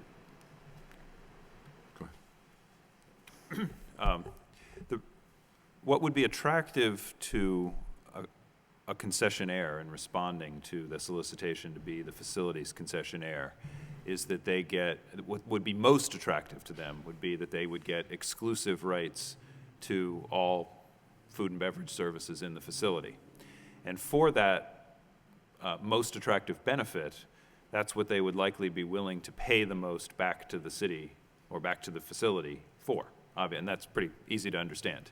It's already been made abundantly clear by the trustees, by the council, and frankly, it's our feeling as well that we don't want to have somebody have exclusive rights, as is the case at the university's venue, at the ICC, and so forth. We don't want to have that exclusivity. As a result, what we all recognize we are probably giving up in making that decision is that some of the potential revenue that we might receive as a result of the concessions contract is what we're probably giving up. We will still be able to, because it will still be a valuable concessions contract, there will still be an opportunity for the city, or the facility, to receive revenue out of the food and beverage contract, because more often than not, most events they will have an ability to make money on as the facility's concessionaire. But what we're saying is that it also needs to be possible that someone can use an outside caterer if they wish. If you want to book an event in the building and you don't want to use the facility concessionaire, you want to use somebody else, you can do that. But all that this is saying is that it is allowed for that outside concessionaire to have a similar profit sharing as the internal concessionaire would. And if that weren't the case, if that parity between external and internal concessionaires didn't exist, then the internal concessionaire would rarely win bids because they always would be subject to an extra cost that no one else was subject to. And if that were the case, no one would bid on the facility concessionaire contract in any manner that would result in any revenue to the facility because they know they would be at a disadvantage by doing so. And that's really the reason for wanting to have the parity in there, because ultimately that's what's likely to generate the $90,000 or $100,000 a year in revenue coming back to the facility. That's what's been happening in the past. Okay. You know, on page 3, near the top of the page where it talks about revenue, it has naming rights, it has pouring rights income, and other things. So pouring rights income, why would that be in the contract if concessions are being done with a separate RFP? Well, what we're talking about in terms of the concession contract is food and beverage, the rights to provide food and beverage. Pouring rights is the rights to provide the alcoholic beverages. So we would be issuing a solicitation for those, to give those pouring rights to someone. What presumably would be coming back to the city in exchange is a share of the profits or revenue. And that's why it's listed as a potential revenue, because it's whatever is negotiated as the income coming back to the facility from the pouring rights agreement counts as revenue for the facility. Okay, so, just so that it's clear to me, included in the contract are the pouring rights. In other words, the sale of alcoholic beverages, of beer and wine at the auditorium, that would go to Global? No, that would go to the concession company, but those pouring rights, the money raised in that, would be considered revenue within the operation of the auditorium. Okay, so it's just used to, To describe the revenues that are out there, correct? okay, all right. As So, opposed to those revenues coming back to, say, some other city account. yep, I understand now. So just to go over what it's going to cost, it's $84,000 a year, $7,000 a month, right? In the first year, and that goes up every single year for the term of the contract based on CPI. Correct. And that's a base fee. I mean, if there's no events and nothing happens there, we still got to pay that $84,000, isn't that correct? Yes. Yeah. Okay, and then beyond that, there is the incentive fee, which starts off at 30%. So if they put on 10 shows and there's a surplus for the 10 shows, they get 30% of that, right? There's a surplus, not for the 10 shows, there's a surplus for Beyond the $84,000. Is that what you're saying? Well, go ahead. I'm sorry. Right. There's a surplus in the overall operation. If they're going to put on 10 shows, they're still going to need staff. There's still going to need to be staff there. There's going to need to be maintenance of the facility. There's going to have to be utilities, all the parts that go into the operating the auditorium. Those have some cost. Yep. Several $100,000. If they put on 10 shows, they need to make several $100,000 to get above what they've spent plus $84,000 until they can start to share in those proceeds. Okay. And some of the events that take place at the auditorium right now include, like dance recitals, include the Golden Gloves, which might be, 8, 10 dates, and other things like that. Does Global get, let's say a high school prom or whatever, does Global get credit for those events? The definition of an event is actually in the contract as well. There's a definition of the term event date, and essentially it's an event where there are 150 people or more using the facility, basically audience members or participants in the event. And that's the definition that yielded, there was some discussion in the subcommittee about, well, did the current arrangement yield 150 events last year or the 114 or 128? The difference in that is just some of the events on the list of 150 didn't bring even 150 people to the facility, which is why the number is a little bit lower.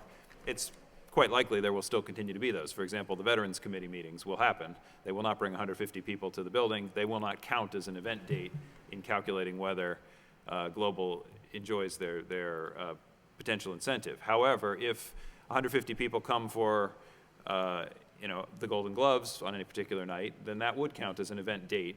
Okay. That would count toward that total. All right. Even though Global really didn't have any, the Golden Gloves have kind of been there forever, and they'd be there whether or not there was Global. So even though Global didn't really do anything, they would still get credit for that in terms of their incentive. Yeah, Right? well, that's not dissimilar from, again, the current operations as well. There are a lot of events that happen in that building. Yeah, it's not a good that thing. I don't find it objectionable necessarily. I just wanted to know the way that was.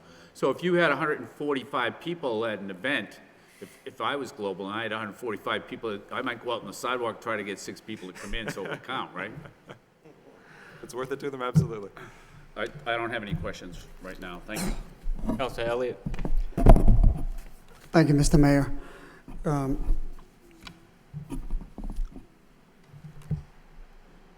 I've heard some statements tonight about this contract.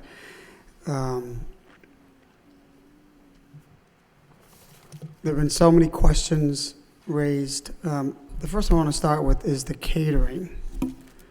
I know we just had a discussion about it, but once a food services management agreement is executed, any other caterer that comes in, according to this, they have to pay. They have to share in the revenue. They're not going to be able to just come in and cater, as they have been doing, to reduce the cost of these nonprofits. They're going to have to come in and subject to the same requirements as any other concession, correct? That's correct. It's the level playing field that But that's I've tried not- to describe and Mr. Bakey's described. But that's not what's taking place now. Nonprofits book an event, they hire a caterer, they don't have to pay any fee to Mill City Management. So I just want to make that clear. That is something different.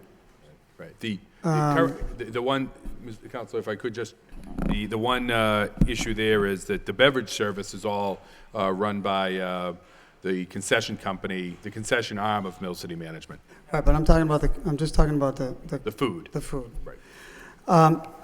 So I'm wondering why you mentioned, Mr. Manager, in your remarks, the LaLasha Park. LaLasha is a lease. That's correct. We negotiate a fee. We're not responsible for the costs. That's the ballpark. That's the owner. You know, I look at I guess I've been here long enough and gone through some of these contracts, and quite frankly, to me, this type of management contract is very similar to the Devil's contract. There was an incentive.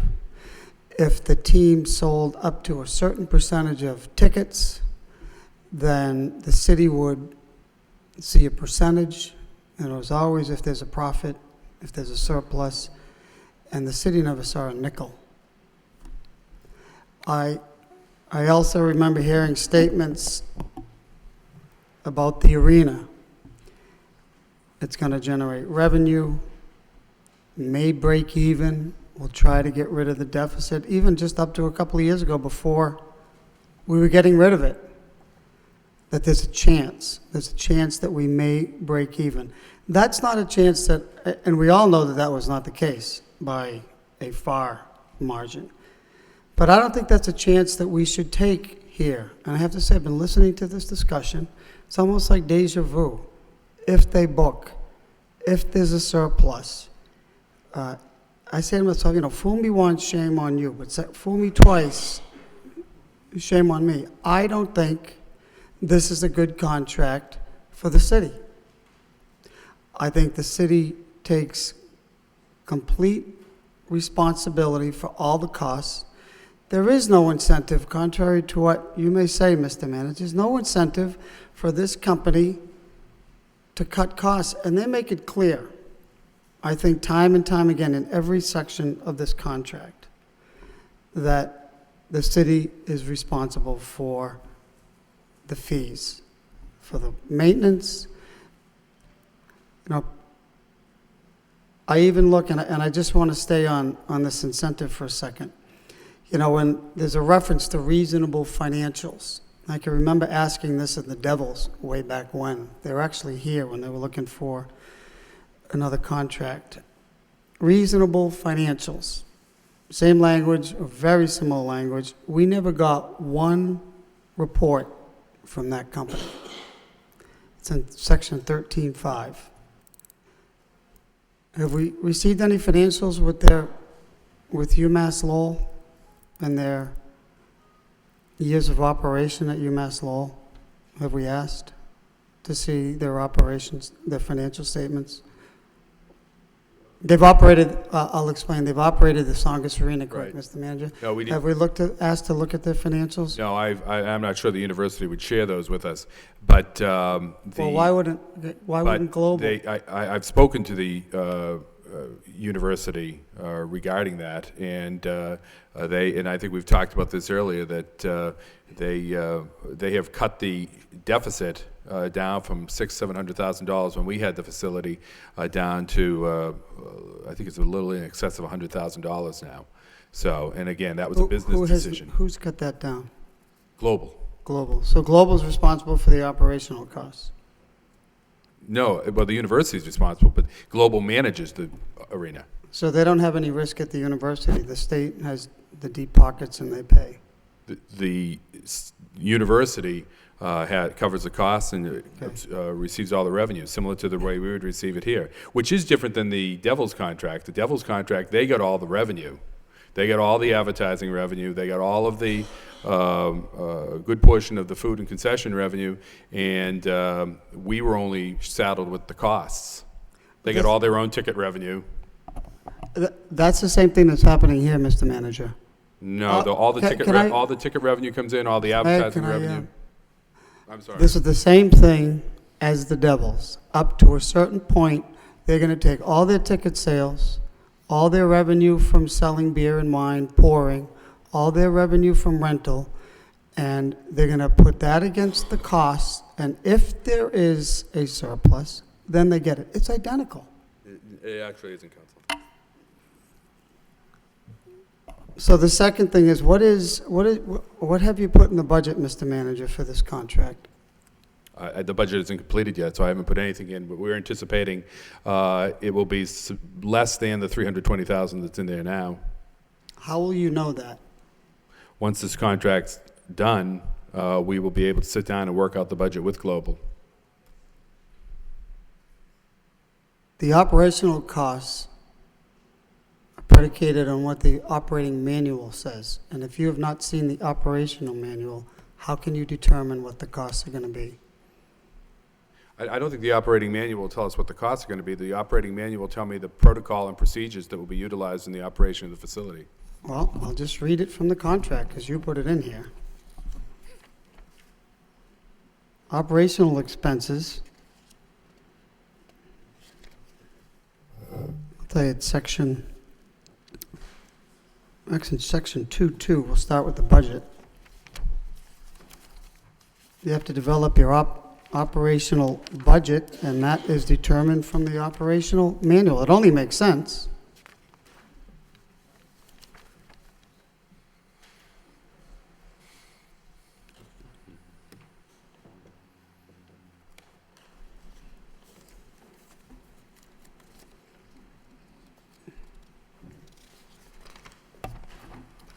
So anyway, that's my point, Mr. Manager. I don't want to belabor the issue. We've been discussing this for quite some time. In order to develop an operating budget, you have to see what the manual says, and if you've not seen the manual, I find it hard to believe that we would know what the costs are. So the other thing is a service contract. There's a service contract in 2-25. They're completely responsible for negotiating and procuring all those contracts, which the city has to pay for. You know, again, I don't see where it says it either. you know, there's another example where this company they don't bear any burden of the cost, and it's all put on the backs of the taxpayers, and that is what is troubling to me. I like to make a substitute motion that we send this back to you, that you take all the concerns that have been brought forward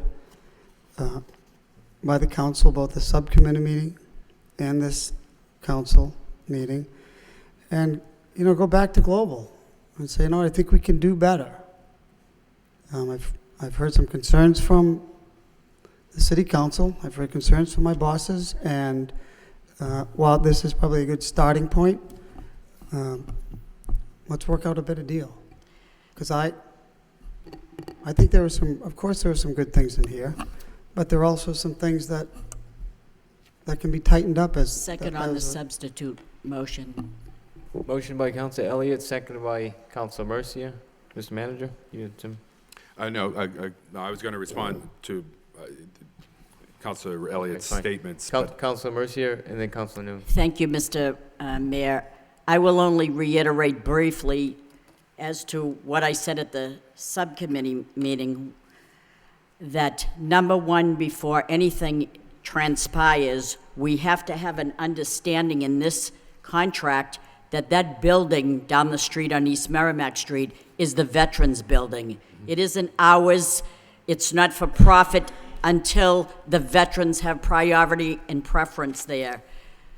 I didn't like the wording that says whenever it's available. That should be changed. That's why I agree that this contract should just go out back to be tightened up a bit. Having said that, under state statute, the trustees have the authority to set the auditorium rules and regulations and oversee the management company's operation. I believe that is the truth. It's the state statute, not what I say, what the state statute says. I firmly believe that 3 things should be included in this contract. I know we're not talking about the concession right now, but we should allow groups to choose their own caterer. That's very important to me. Flexible rental rates for nonprofits. It reminds me of the Songus Arena, and they can say, well, the fees went up just a little bit, the fees to rent the place for, let's say, a graduation. But if you want the microphone, it's going to cost you significantly more. If you want the chairs, that's going to cost you more. You want this, it's going to cost you more. You want a speaking system. By the time you're done, they could hold that Lowell High School graduation at Gardner Memorial Auditorium in East Oshkosh somewhere. Local people should have a bit of a discount here. We are Lowellians. This is our building before it's anybody else's, and I think Lowell people should have preference. That's where I stand right there. Having said that, you look at what the subsidy was, the line item $320,000, and out of that $320,000 came an $84,000 management fee. I know that this contract does provide a different direction, and we're all used to the comfort, so to speak, for 17 years of Mill City management, who did a tremendous job. I'm not going to deny that. But when I hear that the shows that they booked were for profit for them and not for profit for the city, well, I understand that. I like to get more profit for the city as well, but let's not forget that MCM management company, they took the risks. There were many times when they went out after a show and they ate the loss. I know that personally. I know that. So I kind of take exception with them saying they made all the money, we get nothing. I don't believe we get nothing. They put an awful lot of money into refurbishing that building. You may disagree with the figures, but I know that the figures are there. So we're going to do a little bit better. We're going to take the word risk and say, gee, they're going to take the risk. I think we're taking a risk. We're eliminating the $320,000 subsidy line item on the budget. And Mr. Manager, if you come back with something similar to that cost at budget time, I'm not supporting that, because we're kind of eliminating that, and we're saying that they're taking all the risks. And that same company took a risk at the Songus Arena. I know they brought the gap down somewhat, but after 3 years, there's still $200,000 in the red at the Songus Arena. And I don't know how many years it's going to be till we see a profit down the street. But I'm thinking about how they are going to take the risk, but in the meantime, we're going to give them $84,000, and on a different page here, it says that we're also going to give them $30,000. Did you remember that fee too? So that's a little bit more, that we're not just giving them $84,000, we're giving them another $30,000. Well, it says it right here. Well, it's not a fee, Counselor, it's an expense. It's an expense, so we're paying the operating expenses, and I said the operating expenses that Mill City Management paid was $1.2 million. Adam Bakey, the assistant city manager, said $900. So say $900 and not 1.2. We're still paying the operating costs that Mill City management didn't. They paid it themselves. So we're paying it now. We're picking it up. And I'm not saying that because it's saying it all over here, all the things that we're paying. And then it says they're talking about that we should be looking at this contract according to the operation manual, which we haven't seen, but we're gonna vote on something that we haven't seen. And the only thing I believe in is God, and in God we trust. I don't believe in voting for something I haven't seen. And I'm thinking that this is probably like the personnel ordinance grid scale that I'm gonna be voting on, that I haven't seen that either until budget time. So I don't know where all this transparency is coming from that I can't see. So having said all these things, I mean, I'm willing to take a risk, but not at the expense of the taxpayer. And I don't know how many years projected we have that we're gonna make a profit here. So, but it's not about what I think, because I'm not a professional here. I know nothing about this. But you saw the management team from the Board of Trustees, and they came here before you, and I didn't single anybody out except the person that was here the longest, longer than anybody in this room on that board. And I said, what do you think of this contract? I know that there were 17 revisions that he made, so of course he was going to support it, but you have 3 people on this board that are novices, they're new to it, so I can't fault them. You know, I give them courage for stepping forward into something that is unseen, and I admire their fortitude to come here and their agreeing on this, to be a part of this contract. But I asked the man that was here the longest, I said, what do you think of this contract? He said this: I have nothing against Global Management. They're a good company, but I would suggest that you send the contract back and just tighten it up a bit. I don't know what that means, but I do see some things that I would tighten up. He must know a lot more than me. I don't know why you can't sit down, we bring it back to you, tighten it up a bit. I don't see us making a profit this year, next year, the year after.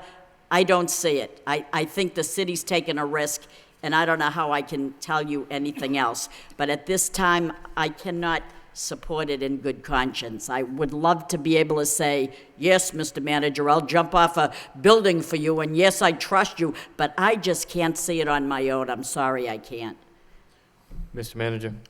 Well, Counselor, I am sorry, too, that you have found it that you can't support it. I mean, we one of the issues that the council asked is that we involve the trustees in this process. We did. We were involved in the review of the initial proposal. They were involved in the reviewing the contract that we had negotiated. We had several meetings to do that, and they voted 4-0. And the commissioner that you're quoting was the one who made the motion to actually support the contract. As I said earlier, I'm not sure which, he voted to support it. Now he's, I'm not sure where he's coming from. But he did make the motion, so I have to rely upon that. In terms of, is this going to, suddenly the bar has been raised in regards to that, regarding to getting the trustees to support it, but the bar has also been raised in terms of profit. We seem willing to absorb a subsidy of $320,000, and just a few years ago we were willing to assume a subsidy of $400,000, but suddenly now the bar has been raised that this company is not going to be successful unless they can turn a profit. Now, they're confident that they can in fact turn a profit. It won't happen the first year, but they're confident that it will. But even if they don't achieve that, and if they don't achieve that, they get no other benefits from this. But even if they don't achieve that and they knock this down to $150,000 cost to the city, aren't we better off? Aren't the taxpayers of the city of Lowell better off that we're paying less taxpayer money, and that frees up $170,000 that can go into recreation programs, or can go into police coverage, or can go into our schools, or can go into the Lowell Memorial Auditorium that was built for the veterans of our community and is in need of about $5 million worth of work. I think the taxpayers are better served that way. I think Lowellians are better served that way than anything else. So, again, I'm disappointed that you feel that way. I accept that, but I do think that this is a good contract for the city. Councilor, And I'm going to respond to him, Mr. Mayor. Councilor Noon has the floor. But I'm responding to what his comments are. I don't see what, I'm not done. Okay, well, you had finished your statement and then. No, you he moved responded his- to me, and now I'm responding to him. Okay, Councilor Mercia, if you would like the floor, you may have the floor. Okay, thank you. And I can understand what you're saying, Mr. Manager, and I would want to believe what you're saying, but we're paying an operating expense that we didn't pay before to Mill City Management. We're paying general office supplies, advertising, benefits, employee payroll. Are we not paying all these things? The list goes down ad infinitum. We're paying so much, security expenses, equipment rental. It goes on and on and on. I don't know how you can say we're better off. I wish, $150,000 a pay is better than $320,000. I agree with that, but how much is the advertisement? I took an advertisement out today at the Sun. It cost me $258, and that's, but you may respond, and I'm not going to say any more, but, I mean, you talk a good talk. It's a good dance. I just hope we can make a profit. I don't see it. Maybe you see it, I don't, but go ahead. Well, I didn't hear a question there, so I'm going to recognize Councilor Noon, who's been waiting. Councilor Noon. Thank you, Mayor. Through you to the managers. I think it's to the city attorney. Is it my understanding that the contract was drafted by the city solicitor, and who responsibility to look out for any risk that the city may incur, and thereafter, this contract was reviewed by the full Board of Trustees. Is that correct? That's correct. Did they raise any or express any concern or raise any issue that at those meetings? Yes, it was a lengthy process, and as the manager had indicated, they were representatives from the Board of Trustees were involved at the very beginning, reviewing the proposals. But once we got to the point of contract review, the early contract drafts were in fact given to the board members. We had, I believe, 3 sessions with them on this contract. There were, I don't know from Councilor Mercier's statements whether there was Trustee Topier made 17 revisions. I don't recall actually any revisions coming from him. There were some questions that were raised. They were all responded to, and at those meetings, I believe there were 2 motions made from different trustees for requesting language changes. Those language changes were we thought they were good changes.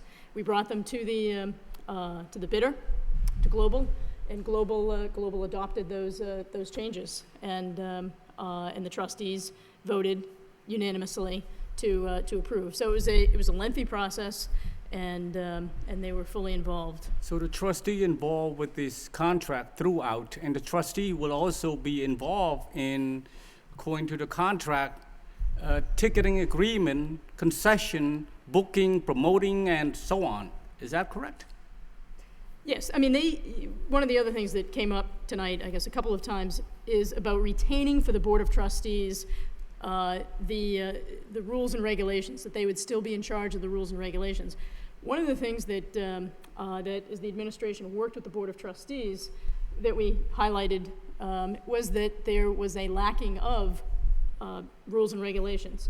So the statutory language may not be as broad as some have held it to be, but regardless of that, it is clear that among their responsibilities, perhaps the most important responsibility that they have had over time, is to establish rules and regulations for the running of the facility.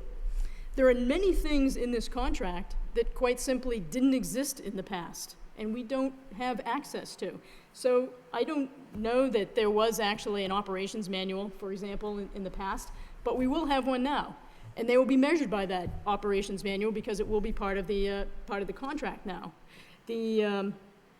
There will hopefully be rules and regulations.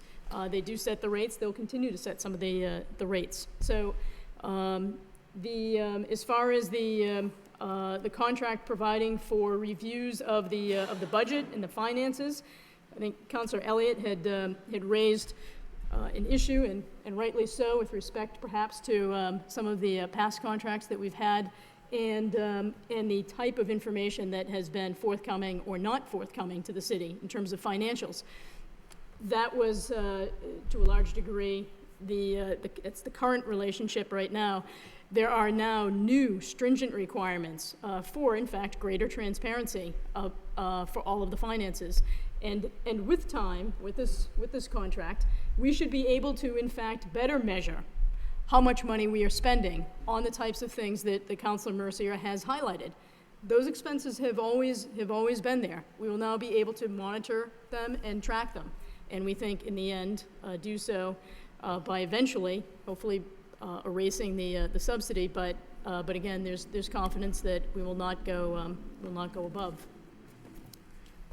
You know, Mr. Mayor, since this contract, with a discussion about this company, the Global, and reviewing the contract, and knowing a little bit about the auditorium, I agree with the managers that we are better off now than we were 3 years ago. And the taxpayer is also better off too. If you look at it, according to, everyone agree that last year we paid $220,000. That's the taxpayer money. That is taxpayer money. If we're better off, if we are not breaking even this year with this contract, if we're just paying $100,000, we save $220,000. And that money can put somewhere else. Maybe give it back to the taxpayer. I think this is a better proposal, a better contract, surely a cost saving to the city. I totally agree with that. There's no risk-free contract, I don't think. Probably have to work at it a little bit, but this one, I can't see any, weakness in this at all, because it's a saving to the city. So, we can ask all questions if we want it, ranging from who's going to be, bidding for concessions and what type of booking and whatnot coming in. The bottom line is a saving to the city. So I think for me, I'll vote for it. Thank you. Councilman Johnson. Yes, there's certainly been lots of discussion. To me, it's what's been stated here before. This is a risk versus rewards ratio. And it seems like this contract gives us better rewards. And yes, there's a slightly greater risk to it. But those two things always go together. You can't increase one without increasing the other. You can't decrease it without decreasing the other. And I think that we could decrease the risk by having a greater subsidy. But does that really benefit us? Is that really a reward to us? And I've never seen a case where you go into a contract negotiation and ask for something and get it, unless it's innocuous language, without giving something in return. I know that it's been stated that Global is a good firm. They certainly know what they're doing. So I can't see them giving away the store just so we can get what we want because we think it'll be better. Yeah, it may be better, but there's got to be the ratio somewhere that they get some reward as well. And they're not going to give that up. So I don't see us going back and asking them to make changes to this contract and coming out better. In the negotiations we've done ourselves, I haven't seen that happen. Every time we ask for a change, it cost us in the end. And that's the direction we're going. I believe that everyone says that the manager's strength is his financials. He's helped negotiate this contract, and I think that he's probably already got the best deal we can. In order to get this for some of the things that we're asking for, or some people, not I, are asking for, he's going to have to give them something in return. What will that be? I think we already have a good deal. If we delay this any longer, all we're going to do is hurt the operation of the auditorium because it's going to be dark for more event days. or we're going to have to subsidize it to a higher amount to get these other things that we want to reduce the risk. I think we're moving in the right direction. We do have a potential for greater reward. Yes, there's slightly greater risk, but only to the extent of its operation. And if there are no events and it's dark, then the expenses are minimized as well. There's overhead we have to handle.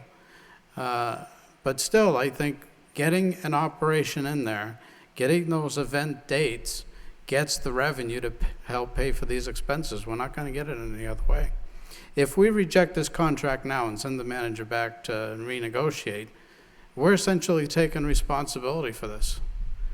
I say the manager's negotiated the best contract he can. He's presented it to us. We've certainly asked questions. I think there are lots of good questions asked. We understand what's in the contract and what the repercussions might be if different things happening. But going forward, I think we need to get a contract in place, and if we go with what's before us, we can hold the manager accountable for what he said was going to happen and what it was projected to cost. If we send him back, we're basically tying his hands, ask him to get additional concessions, and then we would have taken responsibility for any outcome of it beyond that. So at this point, I haven't heard anything catastrophic to the city. My opinion, this has potential to be more rewarding to the city in the sense that we will subsidize it less, to the point we may not subsidize it at all, and maybe years down the road, we could actually be getting a return that could help us with capital and maintenance expenses at the auditorium. I am prepared to support the original contract at this moment and not have to renegotiate this and all the time that would take. Thank you. Councilor Kennedy, then Councilor Elliott, then Councilor Laurie. Thank you, Mr. Mayor. On the substitute motion, I've been one, and I said this at the subcommittee meeting, that feels that I wasn't so bothered by the fact that we were subsidizing this, because I think that the auditorium has more value than just the bottom line. It has value to the community, and that value can't necessarily be measured in dollars and cents. And so if the community, if the city subsidizes it to some extent, in order that we can have community events there, I think that's acceptable. At the same time, that doesn't mean that I think that we should subsidize it more. If we can reduce the amount that it's subsidized, I thought that that was a good thing. But in terms of raising the bar, Mr. Manager, I think it's you that have raised the bar, because this, what you're implying with this contract is that we can do better, that we can run at a surplus, that there will be no subsidy. I don't understand why you're not able to answer Councilor Elliott's question about what the budget number for the auditorium will be. It seems to me that if the budget is due to us pretty soon, within just a matter of days, that you must have a pretty good idea of exactly what's going to be in the budget for that, for this auditorium. I guess I think, you know, and you said to us, Mr. Manager, you know, what we're taking a chance here, and we're taking a leap of faith, and where we think, or at least you're confident, that we can do that and maybe make some money or provide a surplus. And maybe that's true. But the fact is that nobody knows that we're better off today than we were 3 years ago, and nobody knows if this is the very best that we could do. This is the contract that we have before us, and that's it. We can't know if we're better off today than we were 3 years ago because we haven't even voted for this contract and it hasn't been implemented. So there's no way of knowing that with any degree of certainty at all. In looking at the contract, the part about the operations manual, I understand that that nobody gets to see the operations manual, but it seems that when you read the contract that the operations manual is an important part of the contract. Maybe it isn't, and maybe I'm not understanding that correctly, but it's hard for me to tell because I can't get a copy of the operations manual. I would be happy and be willing to take that leap of faith if this contract, which is a 5-year contract, included a clause which allowed the city to terminate the contract with due notice. And there are municipal contracts from time to time where where a municipality enters into a contract and they're able to terminate the contract unilaterally, without cause, just because they don't want to. And I think if there was a clause like that in this contract, I think everybody would be a little bit more comfortable with it. But there isn't. There are conditions under which the contract can be terminated, but it's always, at least in my reading of it, it always seems to be for a breach. And if there is no breach, then we're tied into this for 5 years, minimum. Maybe not the 8, but at least the 5. Councilor Mercier makes a good point. We're paying everything with these guys. We're even paying, if there's maintenance and repairs, we're paying the maintenance and repairs without necessarily signing off on them. They just, maintenance repairs, they put it in and we have to pay it. We're paying everything. I think that a lot of time has been put into negotiating and evaluating this contract, and I think that all of us here, if we're going to truly admit it, don't have a lot of experience with this type of a contract. You know, this is a contract for a venue. I'm sure, you know, to my knowledge, Chelmsford didn't have any venue like this, so this is sort of, it's new ground, and for this city council and even those people that have sat on this council for a long time, Mill City has had the contract for a long time. And so nobody really has given the contract that Mill City had probably the scrutiny that we're given this contract. I have to support the substitute motion. If there are people on this council that feel like it should be tuned up a little bit, I have to agree with that. But for my part, if it included a clause that said, you know, after 1 year, after 2 years, if we don't like it, we can get out, then I'd be willing to take the leap of faith. And I want you to realize that I understand that a lot of work went into this. But I also understand that the administration that you had for a long time, that we've only had it for, people have been saying 2 weeks, it's really more like 10 or 11 days that the city council has had this contract. It isn't a full 2 weeks. And so I guess that's all I have to say. I'll support the substitute motion, but I would just like for it to be, you know, and I think that if you negotiate, there's just a couple of points. I think if you probably just, you should be able to close, you could probably do that in a week, I would think. Councilor Elliott. Thank you. I guess my point is, what exactly did the city get from this contract? Because as I have read it through it on a couple of occasions, several occasions, I don't see the benefit to the city. I don't see the proof, and we keep hearing about incentives and profit. I don't see any proof. I don't see any sound language that relieves the city of the responsibility, the liability of anything. What I do see, and what troubles me the most, is I see in section 10-3. It's 10-3. It's on page 18. It's under the operating budget section, Mr. Manager.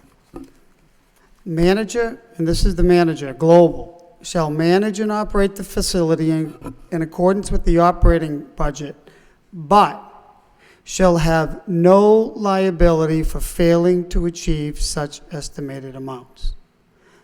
That says it all to me. That says whatever happens, they wash their hands of it, the city picks up the tab, and there's nothing we can do about it. What concerns me is that it's an old building, and who knows what could happen. So at the very least, I see that language as placing an unmitigated financial burden to the people of the city. I think that Global should be held accountable, put the financial responsibility on them. Don't put it on us, put it on them. There's just too many loopholes in this budget, Mr. Manager. And I think it's it's tightening up. Yeah, I think it's tightening up. I think it's protecting the interests of the city more. And then, again, what did we get? What is Global going to do? If they don't like the terms of the contract, then we don't hire them.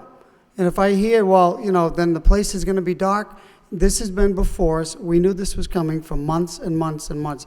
And I just had a sense that it was going to come up. If we don't do this now, then it's going to be dark. It's going to make things worse.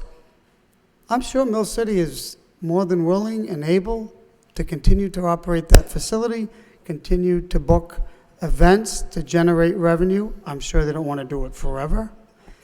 But I don't like to put our backs against the wall, particularly when Council Kennedy, Council Mercia have filed motions months ago to get an update, so we wouldn't be in this position. Well, if we don't vote for this, then gloom and doom, and that's just not the right approach. It's essentially an 8-year contract, so that's why I made the motion, and that's what I think is the best interest of the city. Thank you. Council Laurie. Thank you, Mr. Mayor. I can't support the alternative motion. I came in here tonight with 8 points of interest that I had, and all my questions were answered. I got this document 11 days, 12, 13 days ago, whatever. It's 43 pages. I read it. I made my phone calls. The law department managers went over it. Are we taking a risk? Yes, we are taking a risk. But one of the questions I did finish with tonight concerned the veterans. And I know that it's important to all of us, and I asked the question first. And there's been some discussion on the first line, subject to availability. Now, my understanding, because this is the Veterans Auditorium, subject to availability means they put in for their dates, they get their dates. But if they call and say, we'd like to have it June 15th, and there's already a date booked there, then they wouldn't get it. That would be the availability. But other than that, they have first choice. Correct. And if, under Section 8, it Right. says down on 8.2, the Lowell Veterans Council shall have the right to use the 3V room or one of the smaller meeting rooms in the facility at no cost for their monthly meetings, and any other events it may schedule. So they get really first choice unless they call, say, now for, say, July 10th, and there's something booked. Okay, with that said... And in that case, I'm confident that some arrangements would be made for Right. another room within the building. The reason why I asked to speak a second time, we have veterans on that board who represent us. They're here tonight. They voted in favor of this. If they want to come up to the podium and speak, do they feel that the veterans are covered under this agreement? I think that this could put Mr. this to Eastman was rest. not on the board at the time. I was not on Motion the to board. I was suspend the not yet rules. appointed when the contract was voted upon. But I can assure you that as the contract is implemented and I'm on the board in the future, the two things that I'm going to do is look out for the taxpayers of the city and look out for the veterans. And if, as somebody said earlier, the sacred day, we can't get the hall when we need it, I will vehemently oppose that. And I also report back to the Veterans Council as the person sent from them. If I go back and I report to them that I can't get a day that is one of these sacred days, there'll be problems. So I'm sure that we will be able to work it out. Absolutely. I don't have anything to add to that. I'm all set. Roll call. Move the question. Second. Point of order, Mr. Mayor, this is on the substitute This is- motion to send it back to the manager, right? That's correct. Roll call, please. Counsel Martin. No. Counsel Madonza. No. Counsel Mercia. Yes. Mayor Murphy. No. Counsel Nguyen. No. Counsel Elliott. Yes. Counsel Kennedy. Yes. Counsel Leahy. Yes. Counsel Laurie. No. 4 yeas, 5 nays. Fails. Roll Motion call f- on the original motion. Motion fails. We revert to the original motion. Any discussion? Roll call, please. Counselor Martin. Yes. Counselor Mendonça. Yes. Counselor Mercia. No. Mayor Murphy. Yes. Counselor Nuwan. Yes. Counselor Elliott. No. Counselor Kennedy. No. Counselor Leahy. No. Counselor Laurie. Yes. 5 yeas. Mr. Mayor, Counselor Kennedy. if there's no objection, could we take up item number 29? I think there are people here, and I think Mr. Jenner from the planning board is here to speak on it. And I mean, we do have a public hearing that was advertised for 7 PM. okay, And right being- after the public hearing. Being well after 7 PM, I think we'll take the public hearing first, and then we'll take a suspension of the rules. The public hearing is on a vote to endorse the capital budget. Motion to waive the full reading by Councilor Martin, second by Councilor Mendonça. All those in favor signify by saying aye. Opposed, so voted. We have a vote in City Council authorizing the endorsement of the fiscal year 2014 proposed capital budget. At this time, I'd open it up for those wishing to speak in favor. In favor? In favor. Seeing none, that portion of the public hearing is closed. I'd open it up for those wishing to speak in opposition. In opposition? In opposition, seeing none, that portion of the public hearing is closed. What's the wish of the council? Councilor Mendonça. Move approval. Move for approval by Councilor Mendonça, seconded by Councilor Laurie. On the motion, Councilor Mendonça. Yeah, just a quick question. I'm in support of it because of all the things that'll be done for infrastructure, for our schools, for improvements in our downtown traffic patterns. But the one thing I'd just like to ask is what's the projection on the cost of this bonding, say in the first year after implementation of it, principal and interest? Do we have that number? I assume you made that projection. The cost of this will be somewhere around, it's hard to split because some of it is 20 years, some of it is 5 years, some of it is 15 year. But I think somewhere around $1.5 million ultimately. That's going to be phased in over several years because some of this work actually will begin this summer. That debt service will fall into place in 2015. Some of this work, because of the long lead times, is going to carry forward in an additional year. So by the time we fully bond it, we're actually going to be amortizing some of the early debt. So it's not all bonded up front, it'll be bonded as needed up to the authorization. Right.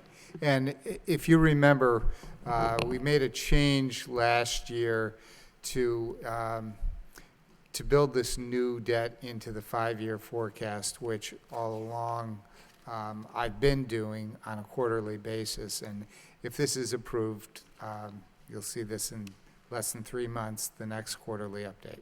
Now, I believe the projection was that because other debt's declining, that this would fill that gap, and so that we would not actually be increasing our debt load over time? This particular issue, I think we'd be increasing our debt load a little bit. We're retiring other debt, as you said. We have some other savings which allow us to increase the investment, particularly in healthcare, some of the deferred savings that we have by going into the GIC. We'll be increasing our investment a little bit. If you remember, the outside auditor came and commented that our investment in the city is extremely low, and it is. This will bring it up a little bit, but it's well within the affordability range that we've had in our 5-year forecast for quite some time now. And also the money we put into reserve, part of that is if we needed it, would cover some of these expenses, well, the Right. debt expenses. Any little blips, if you will, that that money in reserves can be drawn out to cushion that, to smooth that for us. Again, we don't look to do that, we don't want to do that, but if there's a drop-off in state aid, the debt service on this wouldn't be pushed onto the taxpayer, the extra tax burden wouldn't be pushed onto the taxpayer. We could draw off those reserves and then hopefully replenish those. All right. And I did, this is a little bit off, but it's related. I did get a testimonial last evening that the improvements to the Rock Bridge at the Pawtucket Boulevard end are quite an improvement. In the afternoon drive, they were talking about saving about 20 minutes getting over the bridge. So, and I believe this funds similar capital improvements at the other end, at the end of the School Street Bridge on Pawtucket Street, and hopefully it may not be as great an improvement, but we're looking at many other intersections as well as part of this bonding. So I'm really looking forward to an improvement in the traffic patterns within the city as a result. Thank you. Thank you. Councilor Noon. Thank you, Mayor. Is this all the list of the improvement that you have, or is there more to this list of improvement? This is it. This is quite a bit in 2014 that will be done, beginning with beginning on page 7 there. Right. So this is the largest capital budget this may be the largest capital budget the city has ever done. Right. But again, it can be done in an affordable way within the policies of the city council and the city administration, our financial policies. Yep. Would it be possible to get a report, a projection, 3-year or 5-year down the road to see whether or not the questions of the Councilor Mendonça with regard to whether or not a debt going to be increased in 3-year or 5-year, a report on that, maybe in the next meeting or maybe meeting after that? Absolutely, and I should point out that our goal this year was to do the capital budget earlier than the budget, to get it to you so that particularly the school projects could move forward. Some of them could move forward this summer, and that's the best time to do this type of work. And we also had quite a bit in terms of paving work and the downtown circulation work that we wanted to move on quickly. So that's why we wanted to get it in. There has been an issue though with regards to the loan order advertising that needs to be taken care of. So this is the endorsement of this budget. The actual vote on the loan order will be taking place on the 28th of May. Okay. And we'll certainly have that. We can get that for you, though, next week. Okay. Is this improvement, you spoke of the downtown, is this going to also, I know that there's a plans to do a Market Street and Central, a two-way. Is this part of this? This is what's included, yes. It's about $750,000 within this for those improvements. That's new signalization and other work that needs to take place to make that plan go into effect. Thank you. Thank you, Mayor. Thank you. Councilor Elliott. Is there a statutory reason why we have to vote on this, through you, Mayor, to the manager? I mean, there are some things in here I like. There are some things that, different priorities. So I'm just leery that voting this budget, this capital plan, when the next budget comes up, we'll be hearing, can we make cuts here? Can we make adjustments there? Well, Councilor, you voted for this plan, and pardon me, part of that plan, you voted for the plan, so I put those costs, that loan order, those expenditures in the budget. So, I mean, has this been part of the budget in the past, or you've presented plans that did not have a public hearing? No, generally, again, the public hearing will take place with the loan order.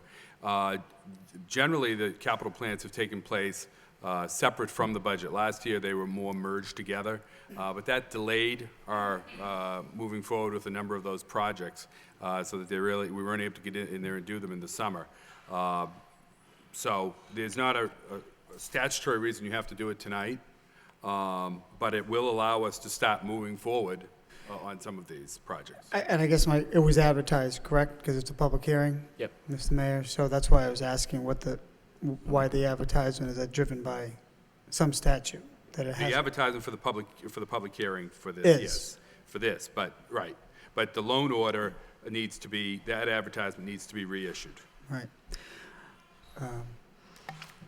Okay, I do think it makes some sense to plan, and they have to put something in place, but I guess my concern is that this kind of ties the council hands as we move forward. And I understand your point, you got to put a capital plan before you can put a budget together, but some kind of caught in between. Okay, thank you.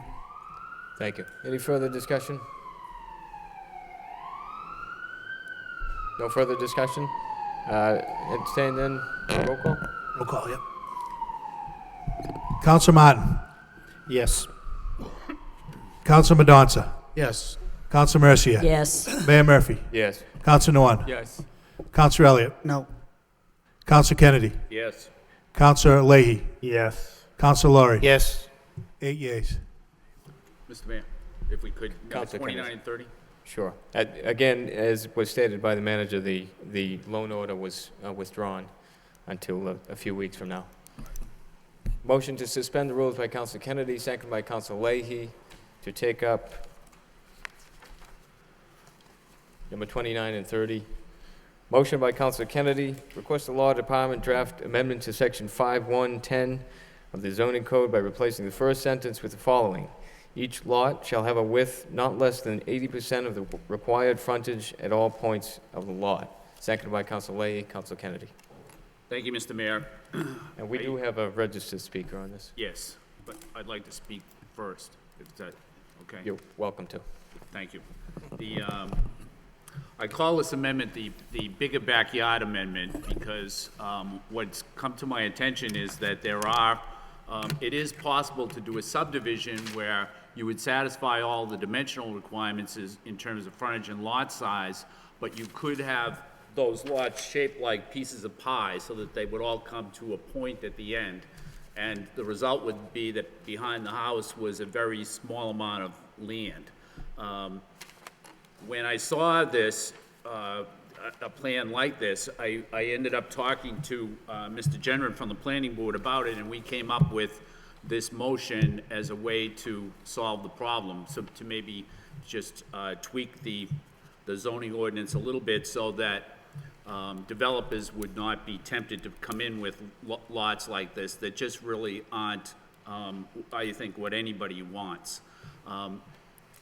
I've also discussed it with Mr. Bakey from the Division of Planning and Development and with the Law Department, and what they brought to my attention, and I think this often happens, once you start fooling around with the zoning ordinance or the zoning code, sometimes there can be unforeseen consequences. And so if this passes just the way it is, without anything else being done, it would render several lots in the city non-conforming.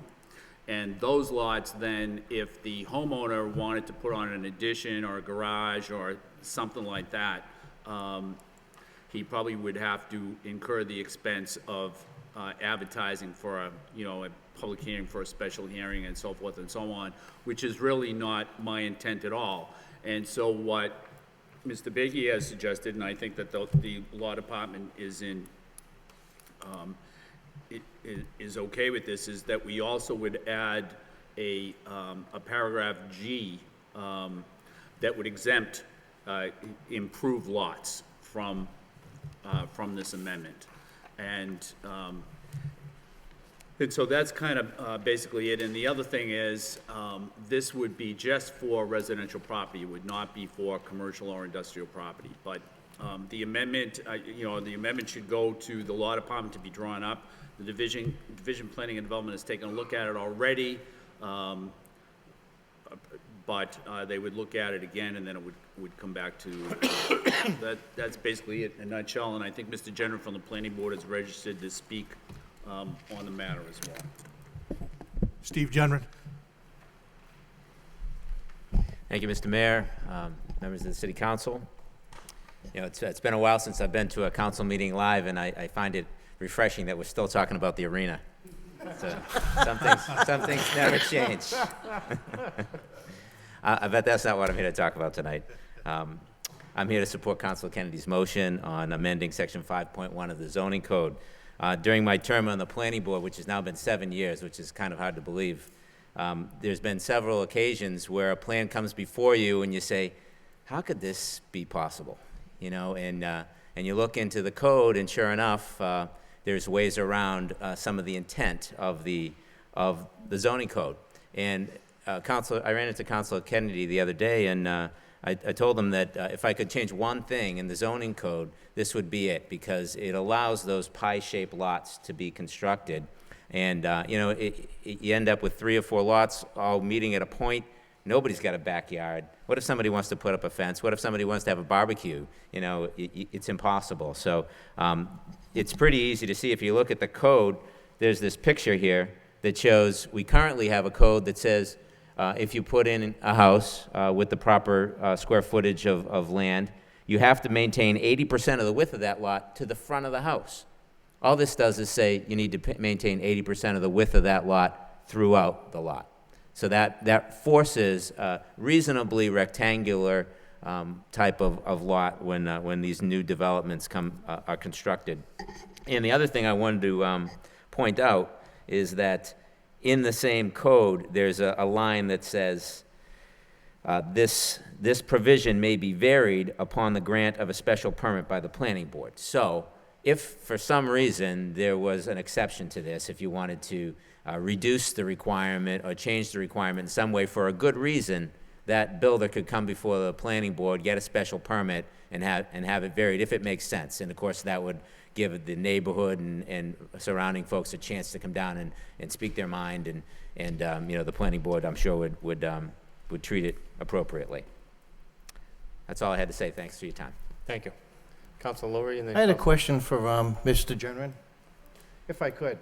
You said there could be exceptions, and not that this would be approved, but say someone wanted to build individual condos. Now, you see those being built as homes, and they share the property completely. So that would still be allowed under this? Yeah, so that's a completely different thing. This is, that would be for a multi-family type of development. What scares me is the same developer could come into this lot and say, well, we're not going to sell houses, we're going to sell condos, individual condos, yet still meet the criteria? Yeah, well, he could only do that in a zone that allowed multifamily development. Okay, good. So you couldn't go into a single-family neighborhood and say, oh, we want to put up, 10 condos on this land because the zoning is, if it's in a suburban single-family zone. So That was my only in a one question. multifamily type of arrangement could you do that. When I saw the drawing, that was my one question. Right. Would that be? Okay, thank you very much. Okay. Councilor Mercia. Thank you, Mr. Mayor. This is an excellent motion, one that I wish that I had made. There's nothing worse than having a developer come in from outside of the area, take a piece of property, move a house over, rip down a barn, and slide in a bunch of houses sideways, all for the sake of making a buck, and ruin the character of an otherwise beautiful neighborhood. Now, there is a parcel of land there. To say that they would build a beautiful home, that would be wonderful. It would conform to the character of the neighborhood. But this proposal diminishes that and cuts it up and slides things in sideways, and it's not something that I would support. But this motion is an excellent idea, and I wholeheartedly support it. Thank you. Councilman Johnson. Just a quick question, maybe to the solicitor, anyone who could answer. Does this need a report of recommendation from the planning board at some time? And is this specific enough that we could just amend the motion to refer to that board as soon as the draft is ready? This would have to go through the normal process. What we could do is take this language as well as the added language, and if this passes, I think we have enough information that we can just move it right along. I don't know if Mr. Bakey has any concerns about that, but I think that's fine. Yeah. If we could speed up the process on this within reason. Yeah, we have what we need to move it forward. So I mean, does we have to follow a process where it comes back to us, or can we go ahead and Yes. refer it? No zoning amendment would be valid unless it went through the process of going before both the planning board as well as the city council. I mean, there is a method of speeding it up, but it really has the impact of speeding it up by about a week. If that's something the council wanted to explore, the clerk could set up a joint public hearing with both the planning board and the city council. That would happen. Then you would still need a written recommendation from the planning board that would then come back to the city council for final determination and Yeah, well, we'll have our own public hearing. I'm just thinking before that, does it need to come back before the council and then refer to the planning board, or will automatically go there? I think what we have tonight is sufficient to be able to send it off to the planning board. All right, that would be Which fine with will- me, which so will we'll just speed leave the it up. motion as is. Thank you. Right. Any further discussion on the motion? All those in favor, signify by saying aye. Opposed, so voted. Mayor, Councilor Elliott. could I ask to suspend the rules to take one of my motions out, Yes. one out of order for, regarding the chicken ordinance? Just a moment, we still have one more motion under the suspension Oh, of the I'm rules. sorry. Yeah. So we have the motion by Council Kennedy and Council Leahy.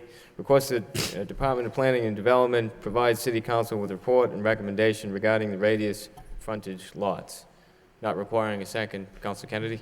Yeah, thank you, Mr. Mayor. The Council Leahy and I worked on this one together, and it's similar to the first one, but it has to do with radius frontage lots. That's so lots on a cul-de-sac would maybe have enough frontage to satisfy the dimensional requirements of the code, but the actual width of the lot would not be sufficient. And so we're not asking that this be sent to a public hearing. We're asking that this be sent to the Division of Planning and Development so that they could take a look at it and make a recommendation to us as to whether or not it needs to be changed, and if so, how it should be changed. Yeah, I don't know if Council Leahy has anything to add to that, but. Council Leahy? Thank you. The motion pretty much speaks for itself, but this came about because of the site plans we saw last week, which took advantage, and we shouldn't have to deal with that in any neighborhood. So if this could come back with recommendations, that's fine. Thank you. Any further discussion on this motion? All those in favor, signify by saying aye. Opposed, so voted. We had a motion to suspend the rules. Councilor Elliott, for what? Yes, Mayor, for motion number 30, is it? Excuse me, 31. For motion number 31. Motion to suspend the rules by Councilor Elliott, second by Councilor Kennedy. All those in favor, signify by saying aye. Opposed, so voted. Motion by Councilor Elliott, request the City Council Neighborhood Subcommittee meet with neighborhood leaders to discuss the proposed chicken ordinance. Second by Councilor Kennedy. Councilor Elliott. Thank you. I'd like to defer to the neighborhood leaders that have been patiently waiting all night. Hi, Deb Forgione. The reason I wanted to come and speak on the importance of going to the neighborhood subcommittee meeting is because there has to be more dialogue before a good ordinance can be written. And there's a lot of factors that go into changing an ordinance. And in fact, I'm enjoying the one we already have. I really don't want to see it changed. So you're actually going to be taking away an ordinance for us that we enjoy protection, and you're going to change it. So I think the discussion has to be on a whole bunch of levels. And one level is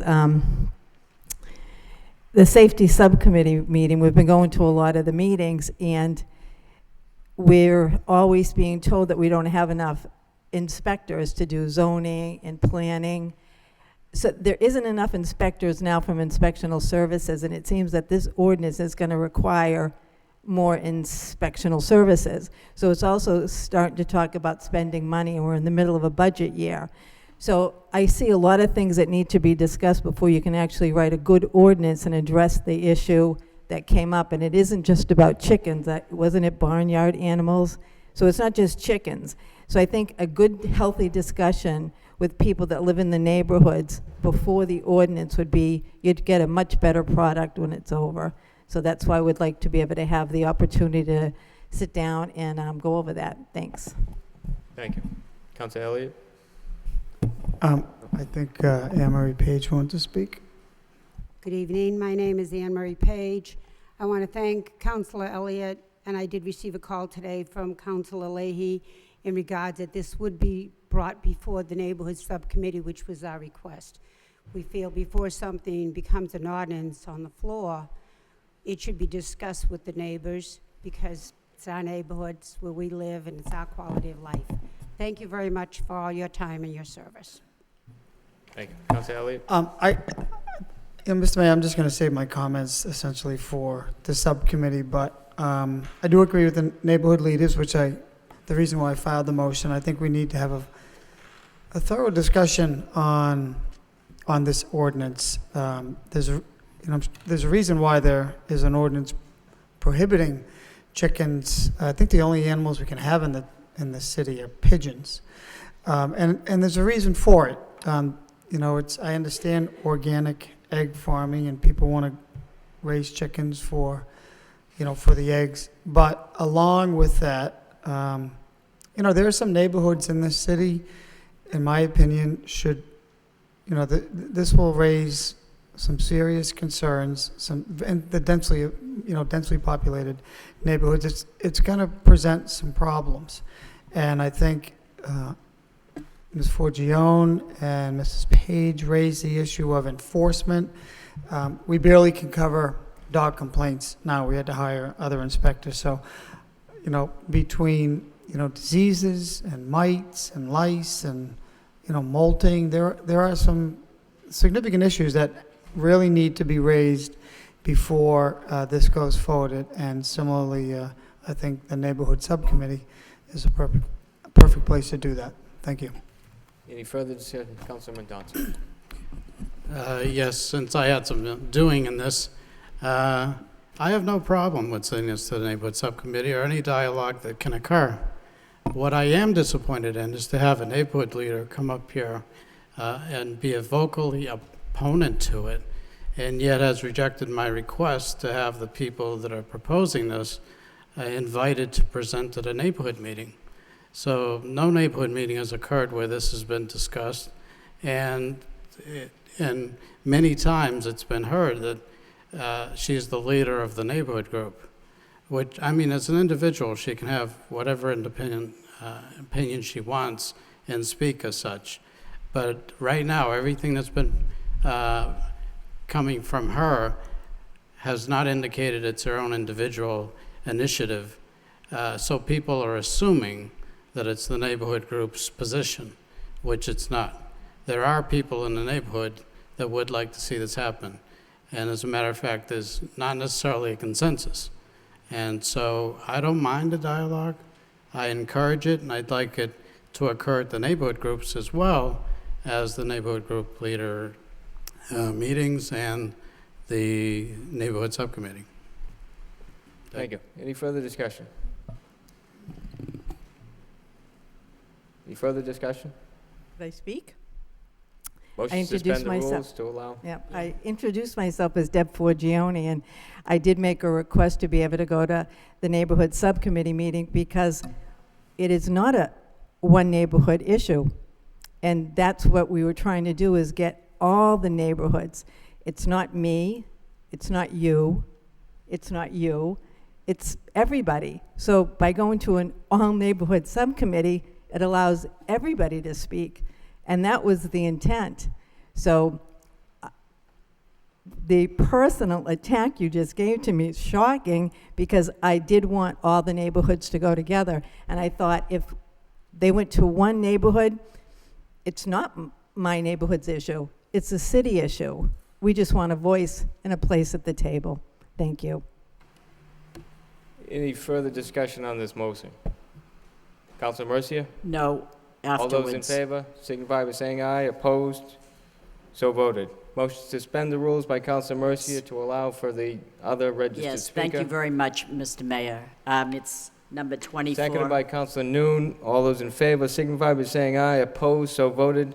We have a motion by Councilor Mercia. Request the city manager provide a different location for fireworks as compared to previous years so as to not disturb the animals at the Lowell Humane Society. Seconded by Councilor Mendonça. Councilor Mercier. This must be going to the animals tonight. This is the segment of animals, chickens and dogs and cats. But we do have a registered speaker, Jill O'Connell. Jill O'Connell. I'm Jill O'Connell. I'm the Executive Director of the Lowell Humane Society. I've been there for 5 years. I will try to keep this brief, but I think there is a lot of information that you guys need to know before making a decision in regards to fireworks, because I know it is a pretty important decision and a pretty important event for the city. So I wanted to thank Councilor Mercier for putting this on the agenda for us and allowing me to speak. And I am speaking on behalf of the Lowell Humane Society, along with our donors, our foster families, our volunteers. We average about 737 Lowell residents. So in the past 5 years, I have been working with the city as well as with Chris Samaras, who's the Cultural Affairs and Events Director.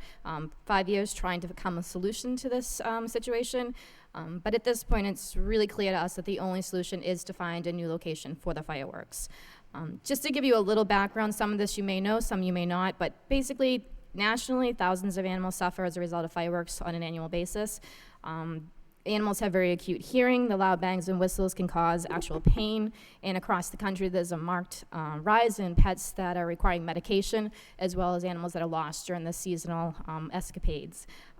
What you need to think about that is not just that. You need to imagine not one animal, not your animal, but over 100 animals in one shelter. Not in the comfort of their own home, not with their family, but in a scary place surrounded by strangers. The fireworks are not a block away. They're in our backyard, less than 400 feet from our shelter. The animals can't hide. They can't burrow under bed. They're in a dark, unfamiliar kennel, and are very likely, if they remain there, they will injure or hurt themselves. And it becomes the responsibility of our staff to try and make sure that that doesn't happen. The stress is unbearable for animals just coming into a shelter, never mind the addition of the fireworks. Most animals, it will usually take them at least 2-3 days or longer before they even allow the comforting touch of a stranger. So we're dealing with stress the moment they walk into our doors. The stress of the fireworks exacerbates that situation completely. It's known to cause trauma. The animals can have both behavioral and psychological issues that are marked by the fireworks. And in some cases, this can make adoption extremely difficult and sometimes impossible. It takes them days to recover from the fireworks. In addition to all of that, stress from fireworks is also known, or stress in general, to weaken their immune systems, and these animals are already in an environment that it makes them more susceptible to disease. In the past, some of the people have asked, well, we'll help foster animals, we'll help get them out of the shelter, and we're certainly grateful for the outpouring of support that we get, but in reality, it's just not a good use of the staff's financial or staff resources. We have limited resources. We're a nonprofit organization. To spend that time and energy on evacuating animals when it's not necessary just doesn't make sense. This year, tried to do something a little bit different. We reached out to all of our donors, all of our supporters. We did start a petition. We received over 800 signatures on the petition asking the city to please look into a new location for the fireworks. We reached out to the MSPC advocacy group, and they sent out an animal action alert yesterday. We have the support of the Humane Society of the United States and also the support of Senator Donahue's office. We're here today asking for that same support to come from the city of Lowell. I understand that they had made some concessions. My last report was that they did have a proposal for an alternate location, but it has not yet been approved. So I'm here asking you to help support that and to push that forward and to approve the new location. Thank you. Thank you, Mr. Mayor. Thank you, Mercier. Jill. I couldn't have said it any better than that. There is no doubt that I am patriotic. There's no doubt that I love the 4th of July, the birthday of our country, and the birthday of my beloved mother. It was a running joke to our delight that we said for years that the fireworks were put on specifically in honor of my beloved mother. The ceremony was for her, and she kind of believed it. When the point came that the fireworks display stopped, I was one of those that made a motion to find ways and means to let that tradition continue, and it did. Little did I realize that there was another obstacle that we had forgotten to take into consideration, and I firmly believe that a good compromise can take place with this issue. So this evening, I bring this motion forward on behalf of those who cannot speak, for those precious living beings that became victims at one point and are now being victimized again. Many that I represent tonight are very frightened when loud noises sound and cause extreme anxiety to their well-being. I also represent another type of being, and they are the taxpayer being. I received well over 20 emails at home in support of this motion, and many would have been here tonight to speak, but they must work to support families. None of them wanted the fireworks display to cease, but only to be moved further up the river or at another location so as not to put a strain on their furry, fluffy friends. Hurricanes, thunder, and devastation cannot be prevented, but fireworks in the location can. Prior to the fireworks, the shelter has to close for 3 days, relocate all the animals, and somehow find volunteers to do all the moving. So the stress and the strain is also devastating to the staff and the volunteers as well. With this motion, I ask, please, find a harmonious compromise and a better solution so we can all honor the birthday of our nation and my beloved mother as well. Thank you. Councilor Laurie? No, I was just going to say, after this, I'd like to move a motion up also, after this vote. Okay. Move approval. Anyone on this motion? Councilman Mendonça? Well, I'm sympathetic to the motion. I mean, I now have a second dog from the Humane Society after our first one passed away after 9 years. So I can certainly understand trying to do the best we can for the animals. My concern is for the manager. My guess is whatever proposal you come up with, we're going to get tons of calls about how it's not the best place. And I'm sure there'll be plenty of people that are concerned about their own dogs and the noises that they'll hear from wherever we put the fireworks.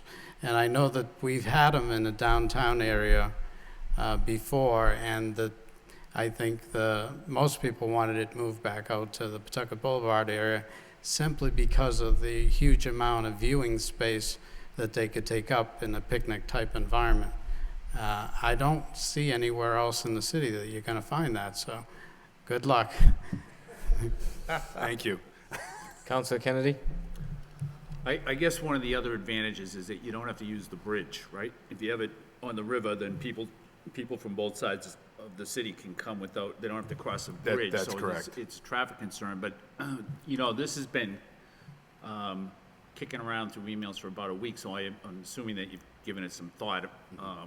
There must have been a few moments when you didn't have to think about the auditorium contract, and so you must have given this some thought. So do you have any ideas of what would be? The only idea that we've really that we've come up with is the director mentioned that she heard that there was another idea being floated out there, is LaLasha Park. Doing something there where we shoot the fireworks off from the Centerville side over LaLasha. And there'd be a viewing area there. Obviously, it wouldn't be the picnic type environment. It would be more of a sitting in a stadium setting. Obviously, you could see them from other places too. There just wouldn't be. There isn't a real good place there to sit and view in that regard. We looked at perhaps Edwards Field as a place to shoot them off, but unfortunately the apparatus to get out there is heavy, and you can't drive anything over that cap. That's a contaminated site that's been capped. So that's the struggle that we've come up with Right. on that. And I imagine if you're not a good distance away from the Humane Society, then what's the point, right? If it's still going to be loud, then you're not really solving the situation. Right, it's right. I mean, that's a good distance away from the Humane Society. It is closer to a more residential area than where they're shut off now. So there are a number of, we do anticipate, as Councilman Johnson indicated, that we do anticipate that there'll be people in that area that will that may have concerns regarding their pets. But that's the struggle that we have right now. Okay. Anyone else on the motion? Councilor Newman? Thank you, Mayor. I do sympathize with the animals and with what Councilor Rita Mercier indicated. But, you know, wherever you go, you're going to have people say, not my backyard. You know, they like viewing, they like see fireworks, but not my backyard. You're going to hear that. So, you know, Councilor Mandangas is correct. That is, good luck, Mr. Managers. And you know, you may have to hear from more people, you know, about this, not my backyard. Thank you. Councilor Mercier? Thank you, Mr. Mayor. If I lived in a neighborhood where it bothered my dog, I'd put my dog in a car and go over visiting Aunt Susie in another city or whatever, rather than, it's easier to do that for people than to move 52 dogs and cats out of a shelter. Anyone else on the motion? All those in favor, signify by saying aye. Opposed, so voted. Next, we have a vote. Authorize the manager to execute memorandum of understanding. Councilman Donza. Excuse me. Excuse me. I thought somebody else was going to request. Have we get another suspension of the rules? Yeah, there's item number 20. I think there are people here from the retirement board regarding the retirement cost of living increase. Maybe we could draft If we up take that up. the agenda a little bit better so we get all the people speaking that want to speak first. So, well, if I could just suspend the rules to take that up next. Suspension of the rules by Councilman Donza, seconded by Councilor Mercier. All those in favor signify by saying aye. Opposed, so voted. Moving to the vote to increase the cost of living base for the City of Lowell retirees. Motion to waive a full reading by Councilor Noon, seconded by Councilman Donza. All those in favor signify by saying aye. Opposed, so voted. Reading by title. In City Council vote to increase the cost of living base for the City of Lowell retirees. Move to approve. Move to approve by Councilor Laurie. Seconded by Councilman Donza. No. Seconded by Councilor Martin. Councilman Donza. I was just, if someone, I know Mr. Moses sits on the retirement board as well, if you just explain the basics of what we're doing when we increase the living base.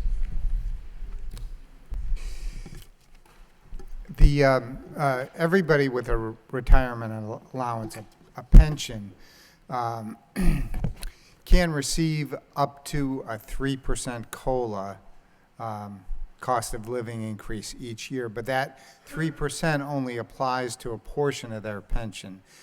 Right now, it's the first $13,000. So whether somebody has a $13,000 pension, a $23,000 pension, or a $43,000 pension, right now their cost of living can only go up $390 a year at the most, anywhere from $0 to $390. What each additional $1,000 would allow their pension to go up by $30 more per year. Pensions, obviously, most people rely on their pensions, and this is what everyone refers to as fixed income. And their opportunities to increase that pension over time are very, very small. This would allow an extra $30 per year this year and next year. Per retiree. Yeah, no, so this is this is all that the COLA applies to, not the full pension. Right. The anything in excess of $13,000 right now is fixed. Okay, and would this increase any retiree who is below this amount because they have a small pension to this amount? It would. It would. If the pension was $5,000, well, actually, it wouldn't affect that because they're already going up by up to 3% of 5,000. Yeah, I'm just saying if someone had a $13,900 a year pension, when we increase the living base to 14, does that become the minimum pension or does it stay the same? Oh, no, it doesn't change their pension. It only changes the cost of living increase. So if it's 13,000 this year and they receive 3%, then their pension next year is 13,390. And then it would go up another 390. It doesn't compound, so the next year is 13,780. And so this is, Does do that or it doesn't? It would. all right, so, but again, this is just the base that the COLA applies Right. to. It's limited to the small, Right. low-end amount. It's changing it from 13,000 to 14,000. 14,000. And then eventually to 15,000. Yeah, so that's all that's affected by the COLA increase that's calculated by the federal government, or who? It's actually, the retirement board is given discretion. It's usually the CPI up to 3%, but the retirement board can't go above 3%. So they're limited by state law or regulation? All right, thank you. Any further discussion on this vote? Roll call, please. Counselor Martin. Excuse Yes. me. Counselor Mercia. I'm going to have to decline this vote. I have to leave the room because I collect a pension on behalf of my husband. I'm not voting on this. Counselor Martin. Yes. Counselor Mendonça. Yes. Counselor Mercia.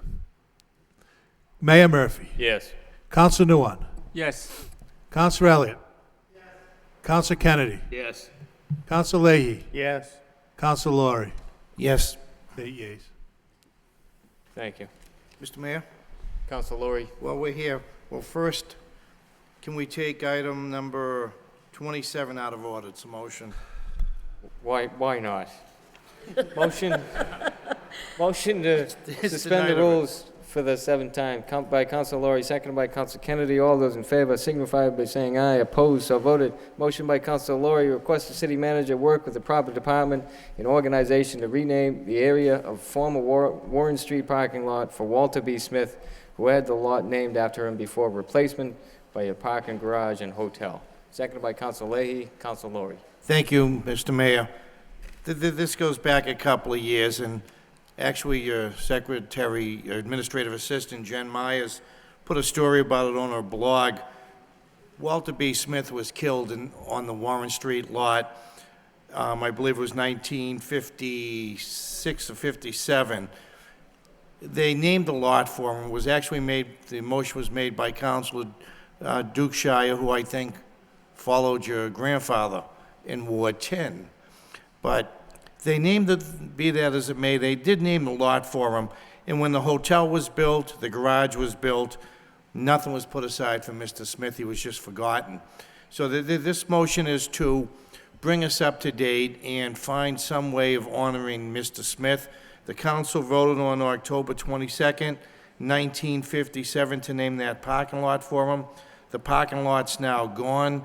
So there's a couple of, there's the bridge over there, there's the hotel. But if we could work with some organizations and also, I believe his widow's still alive, I know she's still alive, and to honor Mr. Smith in some way. Thank you. Any further discussion on this motion? All those in favor, signify by saying aye. Opposed? Thank you. So voted. Returning to the regular agenda, we have, under the city manager's portion of the agenda, communication from the city manager, responses to city council motions and requests. Any discussion? Councilman Mendonça.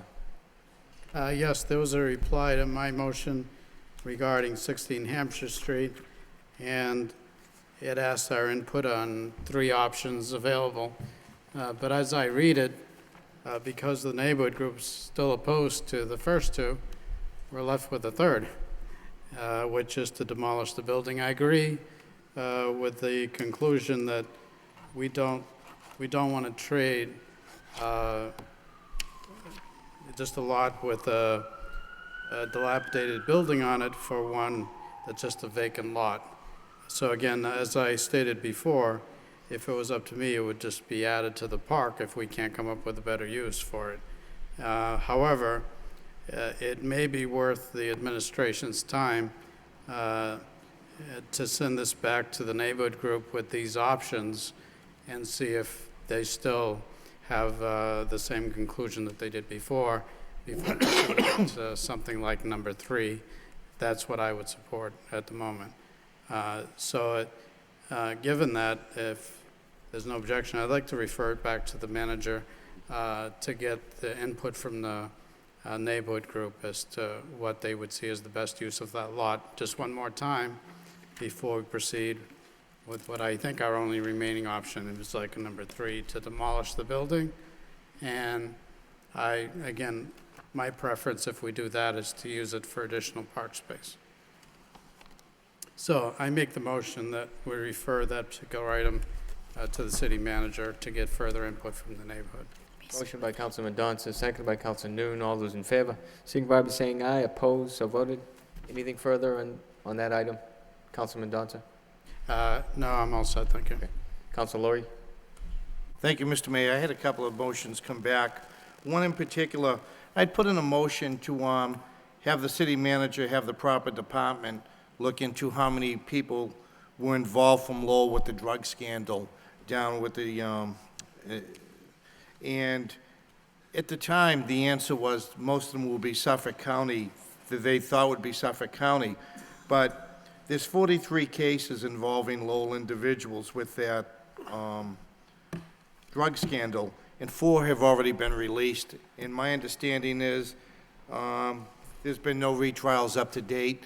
And if we could just monitor that, I don't know how many of these people are going to be released out of the 43, but I hope if need be, the DA's office will retry these individuals, if need be. The 4 right now there's been no retrial dates. They could be near the end of their terms or so on. But I want to thank the police department and district attorney's office for that information. Thank you. Councilor Leahy? Thank you. Just on my motion with the websites, do we have any idea when the new website's coming out? We're hoping at the beginning of the new fiscal year. We're hoping early July. Okay, if somebody from the veterans group had asked to make sure that they're included, the veterans organizations, would they have a tab on there? Well, they're not really city, the neighborhood. So we could work to put something on, maybe put it into the Veterans Department, put some type of link there. We'll work on seeing what we can do. And then just one other thing. Could you get the DPW some color ink? When they sent us that color report, mine came out in black and white, and so it's kind of hard to read the color-coded map, but I appreciate the report on from Councilor Lori. Thank you. Any further discussion on the communications? Motion to Councilor Mercier. Thank you, Mr. Mayor. If I could just say that when my motion came up earlier this evening, Jill O'Connell from the Lowell Humane Society had a petition with quite a large number of signatures. If I could submit it as part of the record, I would appreciate that. Thank you. Sure. Any further discussion on the communications from the city manager? Motion to accept and place on file by Councilor Martin, second by Councilor Mendonça. All those in favor signify by saying aye. Opposed, so voted. We have a communication from the city manager, request approval of out-of-state travel, 1 for the Lowell Fire Department, 2 for the Lowell Police Department, and 1 for the assessor. There was one that... Move approval and all. There was one that came in at the last minute for the Lowell Fire Department, and that, I believe, is on your desk. I'll move to suspend the rules in order to include, because of the timing, they have to leave for this before our next meeting. Motion to suspend the rules by Councilor Mendonça, seconded by Councilor Mercier. All those in favor, signify by saying aye. Opposed, so voted. Motion to approve altogether as amended. So moved by Councilor Kennedy, seconded by Councilor Lori. Roll call, please. Councilor Martin? Yes. Councilor Mendonça? Yes. Councilor Mercier? Yes. Mayor Murphy? Yes. Councilor Nguyen? Yes. Councilor Elliott? Yes. Councilor Kennedy? Yes. Councilor Leahy? Yes. Councilor Lori? Yes. 9 yeas. Next, we have a vote to authorize the city manager to execute memorandum of understanding for the MVEA Inspectors Unit for the term July 1st, 2012 through June 30th, 2015. Motion to waive the full reading by Councilor Noon, seconded by Councilor Mendonça. All those in favor, signify by saying aye. Opposed, so voted. Vote. In City Council, authorizing the City Council to ratify and approve the execution by the City Manager of the Memorandum of Understanding between the City of Lowell and the MVEA Inspectors Unit covering the period of July 1st, 2012 through June 30th, 2015. What's the Move wish to approve. Move to approve by Councilor Laurie, seconded by Councilor Martin. Any discussion? Councilor Mendonça. Just as with prior contracts, I have no problem with the first year. My only objection is to the increase in the second and third year. And as I have not with others, I will not support these as well. Thank you. Any further discussion? Councilor Martin. Thank you, Mr. Mayor. Mr. Manager, these contain the same sick leave buyback reforms, I guess, for lack of a better word, as the other agreements, right? Any further discussion? Roll call, please. Councilor Martin. Yes. Councilor Mendonça. No. Councilor Mercia. Yes. Mayor Murphy. Yes. Councilor Nguyen. Yes. Councilor Elliott. No. Councilor Kennedy. Yes. Councilor Leahy. Yes. Councilor Laurie. Yes. 7 yeas. Next, we have a vote to authorize the manager to execute a memorandum of understanding with the MVEA wastewater unit. Motion to waive the full reading by Councilor Mendonça, seconded by Councilor Martin. All those in favor, signify by saying aye. Opposed, so voted. Reading by title, vote. In City Council, authorizing the City Council to ratify and approve the execution by the City Manager of the Memorandum of Understanding between the City of Lowell and the MVEA wastewater unit covering the period of July 1st, 2012 through June 30th, 2015. Move to approve. Move to approve by Councilor Laurie, seconded by Councilor Kennedy. Any discussion? Roll call, please. Councilor Martin. Yes. Councilor Mendonça. No. Councilor Mercia. Yes. Mayor Murphy. Yes. Councilor Nguyen. Yes. Councilor Elliott. No. Councilor Kennedy. Yes. Councilor Leahy. Yes. Councilor Laurie. Yes. That's 7 yeas. Next, we have a vote. Mr. Mayor, can we, If there's no objection, could we bundle the next three, the three Second. transfers, 17, 18, and 19? second. Motion to take all three votes together to transfer $130,000 in veterans benefits, $5,000 to purchasing, and $35,000 to parks together. So moved by Councilor Kennedy, seconded by Councilor Laurie. All in favor, signify by saying aye. Opposed, so voted. Entertain a motion to approve all together. So moved by Councilor Kennedy, seconded by Councilor Laurie. Any discussion? Roll call, please. Councilor Martin. Yes. Councilor Mendonça. Yes. Councilor Mercia. Yes. Mayor Murphy. Yes. Councilor Nguyen. Yes. Councilor Elliott. Yes. Councilor Kennedy. Yes. Councilor Leahy. Yes. Councilor Laurie. Yes. That's 9 yeas. Next, we have a subcommittee report for the Finance Subcommittee of May 7, 2013. Councilor Mendonça. Yes, the subcommittee met this evening at 5:30 to discuss the Lowell Memorial Auditorium Management Contract. Present were myself and the members, Councilor Elliott, Councilor Martin, Manager Lynch, Assistant City Manager Adam Backey, Christine O'Connell, and Tom Moses, along with other members of the administration. The entire complement of the City Council was actually present, along with the entire complement of the Board of Trustees of the auditorium. We provided a forum where many questions were asked and answered. The Finance Subcommittee did not take a position on that during the meeting, and so we adjourned just as an informational session, and that is a report of progress. Thank you. Motion to accept the report as report of progress. So moved by Councilor Martin, seconded by Councilor Laurie. All those in favor, signify by saying aye. Opposed, so voted. Next, we have general petitions. One claim for property damage. Entertain a motion to refer to the Law Department for a report and recommendation. So moved by Councilor Kennedy, seconded by Councilor Leahy. All those in favor, signify by saying aye. Opposed, so voted. Under motions, we have motion by Councilor Mercia. Request the City Council support naming the concession stand at LeBlanc Field in honor of Raymond J. Booton and refer to the Board of Parks for approval. Seconded by Councilor Noon. Councilor Mercia. Thank you, Mr. Mayor. I'm honored to present this motion to name the concession stand in honor of Raymond J. Booton as directed to me by his many friends and former players involved with the PYO.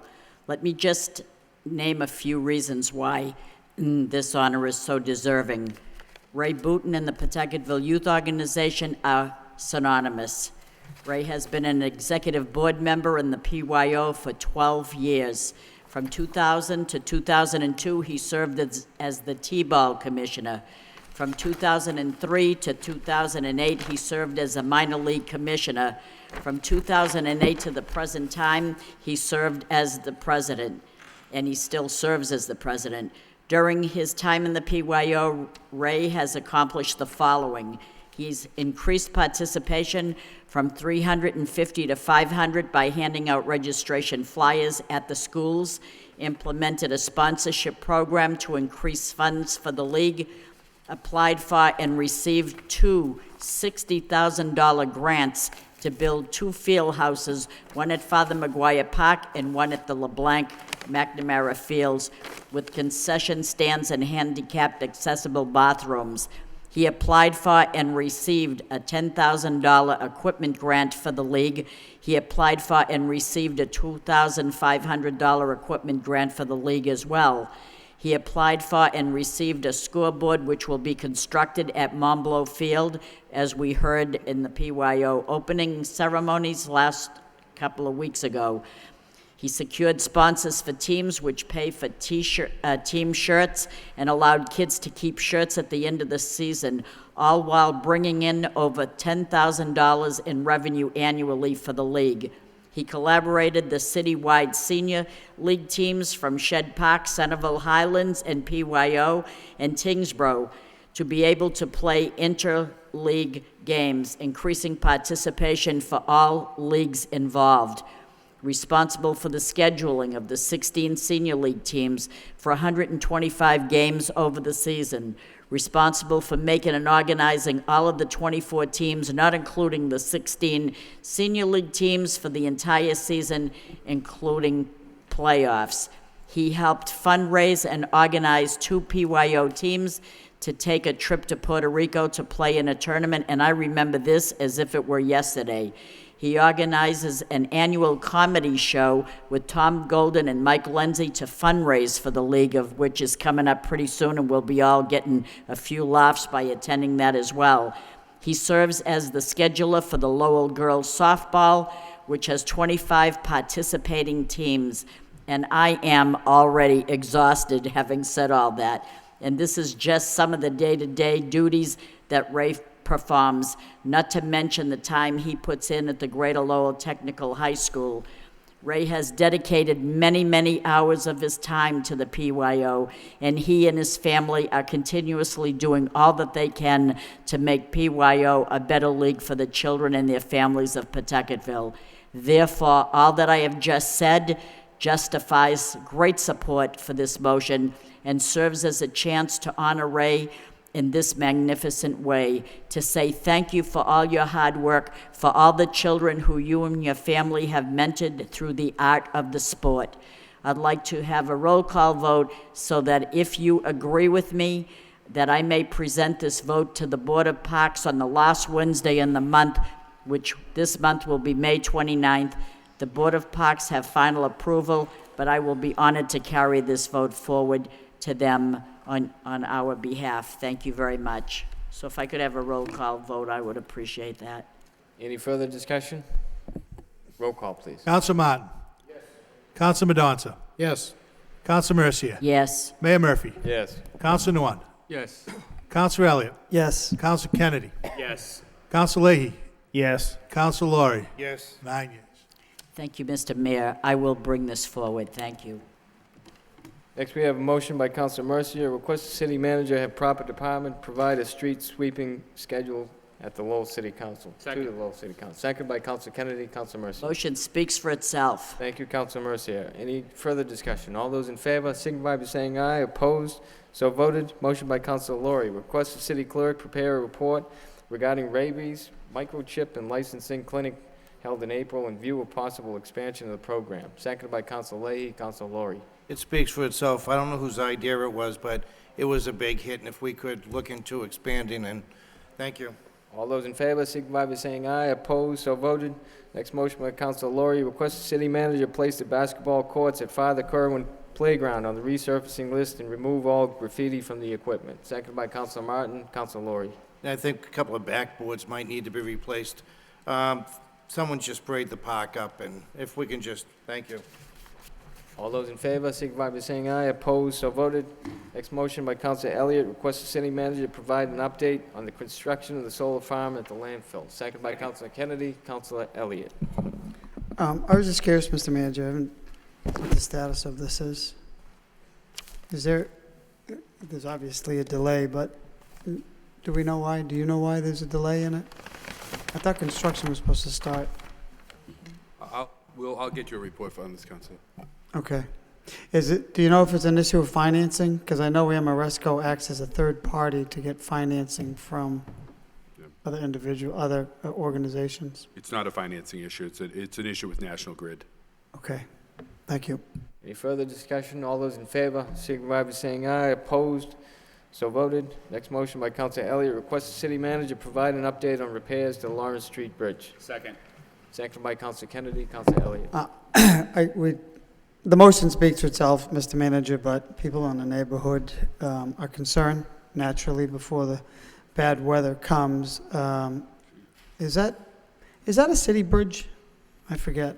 That is a city bridge. It is a city bridge, so are we in the bid process for that? And I know you gave us an update the last time this was Right, brought it's in a sort of the design phase now of, and then we'll be ready to go out to bid in the near future. But again, I'll get you a report on that. Okay. Any further discussion? Thank you. All those in favor, signify by saying aye. Opposed, so voted. Mayor, I think in the interest of time, I will delay the next motion. I'll take it off the agenda. Motion to withdraw the motion by Councilor Elliott, seconded by Councilor Kennedy. Sure. I mean, I think if it hasn't been seconded, I think he's just free to withdraw it Right. anyways. Motion withdrawn.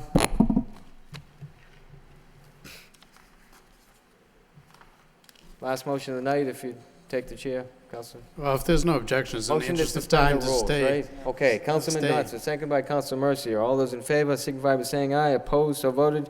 Motion by myself, request the city manager report on stormwater plan compliance and plans that further incorporate stormwater best management practices into city ordinances and operations. Seconded by Councilman Dotson. Motion speaks for itself. All those in favor, signify by saying aye. Councilor Elliott. So, on your motion, Mr. Mayor, I believe MS4 draft permits are on the horizon. Do you have a status of that, or Mr.? That will be included in the report on this. Right. I don't think the draft permit, has a comment period been opened yet?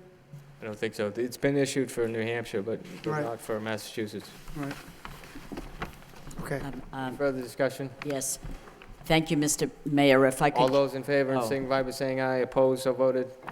Okay, Councilor thank you, Mercier. Mr. Mayor. If I could just say that on Thursday, May 9th, there's a fundraiser from WCAP, the One Fund Boston, similar to the fundraiser that you and your brother had.